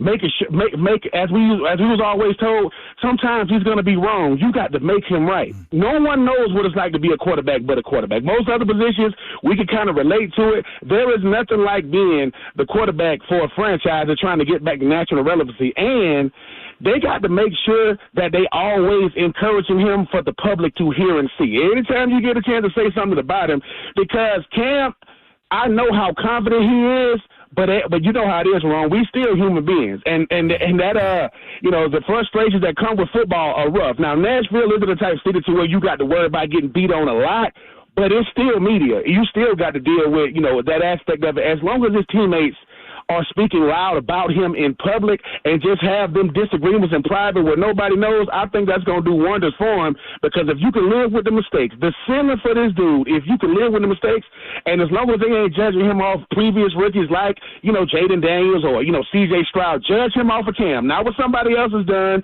or don't even judge him off of Vince Young rookie year, who ended up being rookie of the year. I was there in 06. Judge him off of Cam being Cam. I think he's got a shot to be really not good in a hurry, but he's got a shot to be good over time. That's fascinating you said this, because it's kind of why I wanted to go. Like, letting Cam be Cam. We've seen what that can look like, but we hadn't seen how a Greg Williams is going to attack him, right? We hadn't seen that side of it, of how they're going to adjust to. Sometimes the ball comes out low. But what you do see, Troop, is this. You see him delivering spots that unique quarterbacks can do. You see him have the decision-making to get the ball out of his hand. I want to just ask you, I'm not sure if you're a betting man or if you care to, or if you don't like it either way, but looking at what Cam is and what his future can be, would you take the over 5.5 that they're slated at right now? Just looking at the outlook of the season. Do you feel that confident in him? 100%. There is 0% chance Cam Ward is not going to be the reason why they don't get to that 6th win, 7th win, because Cam is going to look at it like this. He's going to say, wait a minute, man. I respect C.J. Stroud for what he's done, and Trevor Lawrence got drafted number 1 like me, right? Mm-hmm. I think he's not going to say he's better than C.J. and that team. And we don't even know who the real Trevor Lawrence is. And Anthony Richardson, he's going to be on the sideline watching Daniel Jones. He's looking at this division saying, dude, I'm telling you, if y'all just believe in me, we got a shot to make some noise. And I think for a rookie starting quarterback being the number 1 overall pick, I think the thing about him is he can't hide. He can't hide from the scrutiny. He'll definitely appreciate the praise. But what Cam Ward understands is this. Hey, dude, I'm feisty, man. I'm not one of these quarterbacks who's going to say all the right things. I'm going to rub people the wrong way, but I punch back. And I think that's what I like the most about him is he said, look, I'm a puncher now. Week 1, we're going to see how many punches he can take, because they're going to punch him back, and I think the O-line is going to have a lot to do with this season. He's got to be upright. I'm looking for Cam Ward to do this. Finish the season as a starter regardless of what the record is. If you can show me you can be here for all 18 weeks, that's what your teammates want to see, because the hardest thing about these quarterbacks now is it's not that you deal with injuries, it's how you deal with them. If he's upright for 18 weeks, I think that's going to give the team a lot of motivation moving forward to 2026 and beyond. Former Tennessee Titans tight end Ben Troop, our guest this morning on Ramon and Will. Ben, Cam Ward has used one word to describe Gunnar Helm: dog. What have you seen from Gunnar so far that you've liked in preseason? There's nothing I have not liked. I think when you start talking about what is the identity of this team is going to be, look for a guy like Gunnar, because listen, a guy like Simmons and guys like that, they're already proven. Gunnar is saying, look, man, we have no identity, not just in the AFC South, but in the National Football League right now. Derrick Henry, those type of guys are gone. We don't have that key component on this team. But Gunnar is saying, if I got to be the one y'all get behind the seat, you just look at how I play, you can get behind a guy like that, because, like I said, playing with the Titans let me know you need like some level of identity to know what people are, running into. I think with a guy like Gunnar, you get a chance to go out there and see this is the type of team we're going to be. We just got to do it with 11 guys, not just one guy. Yeah. Speaking of just one guy, I need your perspective on something. Today is cut day, man. How do you remember those days going, Troop, as far as guys walking into the building, having to deal with the Turk, man, coming around the corner and snatching that playbook? The opportunities don't end here. What was that day like watching other guys be in that position of getting cut for you? Man, that's a great question, Ramon. It's crazy because, yes, I was blessed enough to be a second-round pick, and I still didn't fully understand, what the cut day was like, because the hardest thing I had to deal with was, I remember Stephen there, may he rest in peace. He told me when I first met him, he said, hey, man, don't become friends with these guys you got drafted with. And I thought when he told me that, he was being harsh. I'm like, why would I not? And I heard what he said, but, Ramon, it's hard. It's hard to not start rooting for these guys. We all competing for a spot, but some of these guys are some of the most interesting people. Some of these guys really helped you get through camp. They really helped you understand, hey, man, you got this, you can do this. And then they start going out in droves. Because usually how they cut people during camp is, they'll cut them on the way to practice. I'm going to get taped. By the time I realized he gone, practice and came and went. The Turk, man, he has the hardest job in sports because he shows empathy, and he loves some of these guys. But there's only room for 53. I will say this to the players whose NFL journey is coming to an end. It's not the end like you think. Practice squad and different opportunities are out there. I just don't want these players to think that their identity is in sport. I think that's the part that scares me the most. You know how it is, Ramon? Football has been our safe space. We've always depended on it, and it's always been there for us. This is the first time in our entire life that our athletic ability is not good enough, and that is a hard pill to swallow. Boy, that's truth. It's well said. One guy that you know in particular, man, he's had a solid camp. You see what he can turn into. But Chimere DK, right? Like, I think Alec Ayumaner may be in front of him, but DK has guys, I think, that are playing in front of him that he's just not getting much of a sniff. What would you say to him over the course of this season, man, as far as the opportunities that could come for him, but he's not getting them right now? Grind, and stay ready. Because you know you're a couple of plays, and DK got to learn, hey, man, what am I good at, and learn how to be great at it. If I'm going to be a guy in the slot, I got to be one of the best in the league, definitely in the AFC South, because I think now guys coming out of college think because I can run a 4.3, that means I can get open. Not with these cornerbacks. They're not going to let you get free releases. I'm going to put hands on you because I can't take care of my family when I got a rookie, taking over the top. So if a guy like DK, that is the reality of the National Football League is just because you here don't mean you've arrived. You here. But to arrive, you got to get out there. Forget the 53. You got to make the game day roster. That's another thing that a lot of them ain't seeing when they're going, why do so many guys with Tennessee Titan T-shirts on? Oh, that's the game day. We only got room for so many. So 53 is first. I think it's like 47 is next. And for DK, you have to start and be a dog on special teams. That is how you'll get on the field before you actually start catching passes. Yeah. Former Tennessee Titans tight end Ben Troop, our guest this morning under Moan and Will. Ben, when you look at the identity of this offense, they were a run-first team last season. Do you see that being the case again this year, or are you willing to let Cam Ward really have every weapon and every option in the playbook he needs right away? Does he got to earn that for you a little bit, or do you just let him say, you know what, have at it, and if we lose some games because of it, that's fine for a team in a rebuild right now? You know, I would let him have that just so he can realize how important the run game is. Because sometimes, these box scores a lot to you. You're looking at what he's got. Oh, yeah, he passed for 300. What was the final score? Oh, yeah, they lost by 14. So I think for a guy like Cam, they let him know, listen, the run game is going to be your best friend. You don't believe me? What did Philadelphia have last year? They had a run game. What did the Ravens have? They had a run game. What did Detroit have? They got a two-headed monster at run game. So when you trust the five guys in front of you and the guy you handing the ball off to, that's going to make them throwing windows come open even more, to the point where you know he's getting it when he checks out of a pass into a run. That's when he's getting it. Hey, man, too high, run it. One high, throw it. And I get you can make the throws, but the throws are going to be easier when your running backs are going for over 100. Watch how your stat sheet go up, because life is easier for you. I think everybody think they got to prove it with their arm. No, man, prove it from the neck up. Show these coaches, hey, I'm going to put us in the best play, not the play I want to make a play on. Sometimes the best play is all not the play you started with and hand it off to the running backs and let them do what they do. They're gonna let him go out there and do it sometimes, but if he wants the W, he don't want the stats. And if he wants the W, he'll check out that pass to that run. Football is football when you put your hand in the dirt and you just pushing that guy in front of you against his will. I'm a guy that wanted to catch passes, but when I realized, man, I can show guys I really care about what goes on with his team when I'm putting my hand in the dirt. I think Cam gets that, but he'll gain respect when he's doing things, when he's thinking like a coach and he's not trying to look his best throwing the rock, but handing the ball off. So with that being said, too, it's got to be tough having a number one overall pick. As you said, Trevor Lawrence gone through two head coaches right now on his third. What does Coach Brian Callahan have to do, man, to make this sustainable? And it ain't just about Cam because he's the head coach, but that's his biggest litmus test right there as a quarterback. He got to trust his quarterback that he drafted.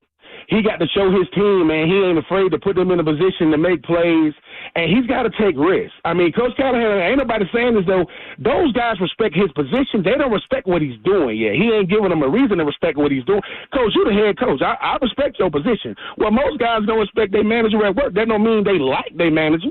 They want him. He want the respect of what he does, not that his position that he's in. And Coach Callahan gonna have to do it in a hurry this year because, unfortunately for him, he picked Will Levis. You don't got to like it. You picked Will, and now you ain't got Will. Now you got Cam. Well, either Cam is going to look good because of you, or Cam is going to have to look good in spite of you. You want to let him look good because of you, because you got a lot of guys like Simmons and guys like Calvin Ridley and some of the guys that's been there, and they're saying, man, we should be competing in the AFC South. No disrespect to Houston, but, dude, it shouldn't be like this. Houston are not world beaters, and we don't know what's going on in Jacksonville, and we don't know what's going on in Indy. We should be competing for second and third, not bottom feeders. They do that. And on the outside looking in for a wild card, not saying it's going to happen, I think Coach Callahan earned a lot of strikes because, Ramon, you was up there in Pittsburgh. Coach Mike Tomlin, they want to play for him. They play for Pittsburgh. They want to win for the man who's coaching them. That's why he's never had a losing season in 18 of them. You don't get that without having respect for those 53 guys that run out there for you. You best believe it. Ben, I got one question for you on the way out. A listener, a friend of the show, V-Love, has asked me to ask you about this. The time you hurdled Champ Bailey on Christmas in 2004, how good of a memory is that for you 21 years later, Ben? That's the only good memory of that game because, they beat the brakes off us. They did. I ain't gonna lie. But I will say this. It happened. So it was right before the half. I called him a shallow cross. And I knew that I know Champ Bailey. Like I stated, I know he's going to try to, he's going to try to cut me. And the thing about me jumping over people was what people didn't realize is I can see their eyes go down. So they can't even see me when I'm jumping. Now, it's happening fast. And the funny thing about that, when I jumped over him, I ran by and kind of patted him on the butt when I ran by him. And he kind of gave me some four-letter words that I can't say on here. But I appreciate the Hall of Famer Champ Bailey dumbing it down for a rookie to try to make a play on Chris. That's the only catch I had. We kicked the field goal. And, well, let's just say, man, we had an okay Christmas in the Troop household. We was not talking about us versus the Broncos. We was talking about everything but the game. I won, is what you said. I love it. I won. That's great. I won. We get that way, man. It's them dogs, man. Listen, I respect Champ Bailey. I like his colors, but he picked the wrong school in college. He said, y'all freaking Gators, man. I say, hey, man, Gators, listen, and I know this is off topic, but if I got to pick three teams for my Florida Gators to play, even when we go to 9 games, Tennessee is one of them. If Tennessee ain't one of them, man, throw the list away, man. I think Tennessee is just as big as Florida, Georgia. Speaking of that, how high are you up on your quarterback and what he can do with the Gators this year? While we got you before the kickoff, say it now. Stay healthy, Ramon, if he can stay healthy, I think the sky's the limit for him because I think he cares more about what he means to his team than what he means individually. Obviously, he a big-time player. The health of the right arm of DJ Lagway and the health of DJ Lagway will decide what Florida does this year. I think the sky's the limit for him. I just go back to that. I just go back to that Saturday afternoon. In Jacksonville when he threw that first touchdown pass. Look at that sideline over there for them boys from Georgia. Just look at it. And people can talk about where LSU and Ole Miss didn't end up last year. Well, why did they end up like that? Oh, because DJ Lagway sent him. He didn't send him home. He just said neither one of y'all going to Atlanta. I'm biased because I'm gonna love my Gators regardless. But you know how it is, Ramon. You got a quarterback, you got a shot. All right, I needed to hear it. Former Tennessee Titan, former Florida Gator tight end Ben Troop joining us this morning. Ben, always great to catch up with you, man. We'll do it again soon. Love that, Troop. Will, Ramon, man, y'all keep being one of the best out there doing it, man. Always a pleasure coming on with y'all. Absolutely. Yes, Thank you, Ben. There's Ben Troop with us here this morning talking some Titans. Yeah, man. Big fan of Gunnar Helm. I needed to hear that. Yeah, that was good. That was good. Big time. Coming up, we will wrap up the show. A who's who of guys that you love in the draft and then get released, and you're like, oh, man, I love that guy coming out. One of those just happened for me at wide receiver and at tight end, actually, literally as I say that. We'll do that next.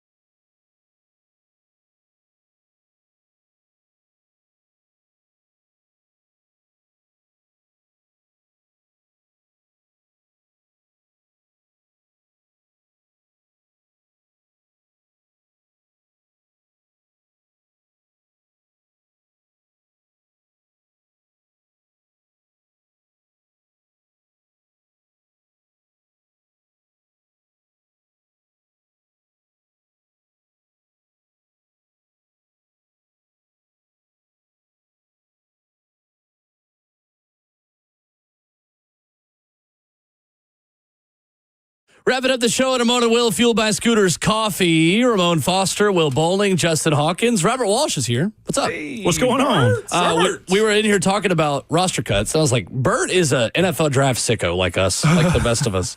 And so you know all these guys we're about to talk about who are getting cut right now. You want to play Smash or Pass on Titans free agent options? Oh, I would love to play Smash or Pass. The bad thing is I pounded the table like, I love these guys. They're going to be great picks. And then Jelani Woods is a free agent. Like, what are you going to do, man? Jelani Woods, the first one. We just talked about, like, it's a who's who today of like, oh, I love that guy coming out. And that just didn't work for whatever reason. Jelani Woods, 6'7" tight end who runs a 4.6. I mean, he's injured all the time. Yeah, injured all the time, and you would have to forfeit your control over DMR. Like, it's always a one-for-one in these situations. So, like, the upside of Jelani is great, but you also have another tight end on the roster that has upside in Gunnar Helm. Like, I wouldn't want you to be like, oh, we have plenty of upside. Like, let's have the guys we've got for the cheap we've got. And I would probably pass on Jelani, but if he'd like to come to the practice squad... Would you like to practice with our squad, sir? You ready to be hurt again? Yeah, come on down. Bring your big ass down here. You ready to be hurt again? Jelani Woods, Ramon? Jelani Woods, I'm with Bert. He got to show me he can stay healthy on practice squad. Okay. I can't give a roster spot to him. Greg Dulcich, released by the New York Football Giants, 7 catches, 3 touchdowns in preseason, 53 yards. Greg Dulcich? Smash? Pass? I'd love to smash. It's like I got a girl at home, Greg. I can't really be doing this. I'd have to pass, only for almost the same reasons as for Jelani. I feel like he would be competing with too many guys, and his skill set kind of is redundant with what you have with Chig and Gunnar Helm. But I do like the player. Another practice squad guy if he doesn't get claimed or doesn't end up on New York. I hate when you come in here because I do the loudmouth laugh with you all the time. I freaking hate you. You're not doing radio fake laughter. You're just actually laughing when Bert comes in here. And I never fake laugh like that. No, you don't. I'm just a loud laugher, and Bert just takes a happy guy. Take me to the other side. Then you got Ron Slade coming in here commenting. See, that's why I love Big Boss Bert. He doesn't move the throne for one of these common chairs. How about this quarterback that just became available 1 minute ago? Jake Haener, waived by the New Orleans Saints. God, he's so handsome. For that reason, pass. Yeah. Can't be coming over here on Cheyenne, sir. Yeah, come on, man. I don't need you popping up at the Palace while she line dancing. Jake Haener would have a private table at Barstool downtown on Broadway all the time. 100%. Love that for 100%. Smash. Bring him in for vibes. Hell yeah. Jets waiving Malachi Corley, 3rd-round pick out of Western Kentucky. I'm surprised his career has turned out the way that it has. I think the Jets were, too. They tried to trade up for him a ton on day 2. Yeah, that's tough. And I also thought he would be like the Randall Cobb to Aaron Rodgers. Right. Like he would have an option there. But if you're getting released 1 year after being drafted in the 3rd round, something is wrong. Like you're not getting it. Either you're not meshing with the locker room, you're not picking up the playbook. Might be remedial. That's probably what it is. I can't remember if he returned kicks in college or with the Jets last year. But if he did, I would be willing to get the hell rid of Prochet, throw him to the trash heap. And he is. You are. Can you explain to the people again why you are so down on James Prochet? Yeah, because the guy is good at running routes up hills. That's what he's good at. He's a workout warrior, man. He threw that pick against Denver into triple coverage on a trick play. You got to eat it. Now we get into it. Now we get into it. We throw it into the end zone. I remember that play. I was looking for. I was sitting there watching that one. Patrick Surtain, man, right over top. It's like, it's almost like you threw right to him, dog. Are you an undercover agent? What are we doing? That's the homie. Can't stand him. Good luck to him. He gonna probably make the roster. Got a little bit of me in him, okay? No, that's absolutely immunity. You got a little bit of me. You like you hate what you hate. You know? Wait a minute. That's okay. The Bengals have their backup quarterback, Desmond Ridder, released. Jake Browning has won the QB2 battle in Cincinnati. I don't know if Ridder really is an upgrade on Brandon Allen. Nah, not unless you're trying to upgrade your football head, because he definitely got that. You know, Peyton, anytime Peyton would take that helmet off, you would see like the impression on his temple. Premium Supreme. Oh, yeah. Yes. Ridder, he's like, let me get rid of this helmet because dadgum, my head is so big. I hate that you're so right. What are, they talk about us, you know that. We might as well talk about That's them. what I'm saying.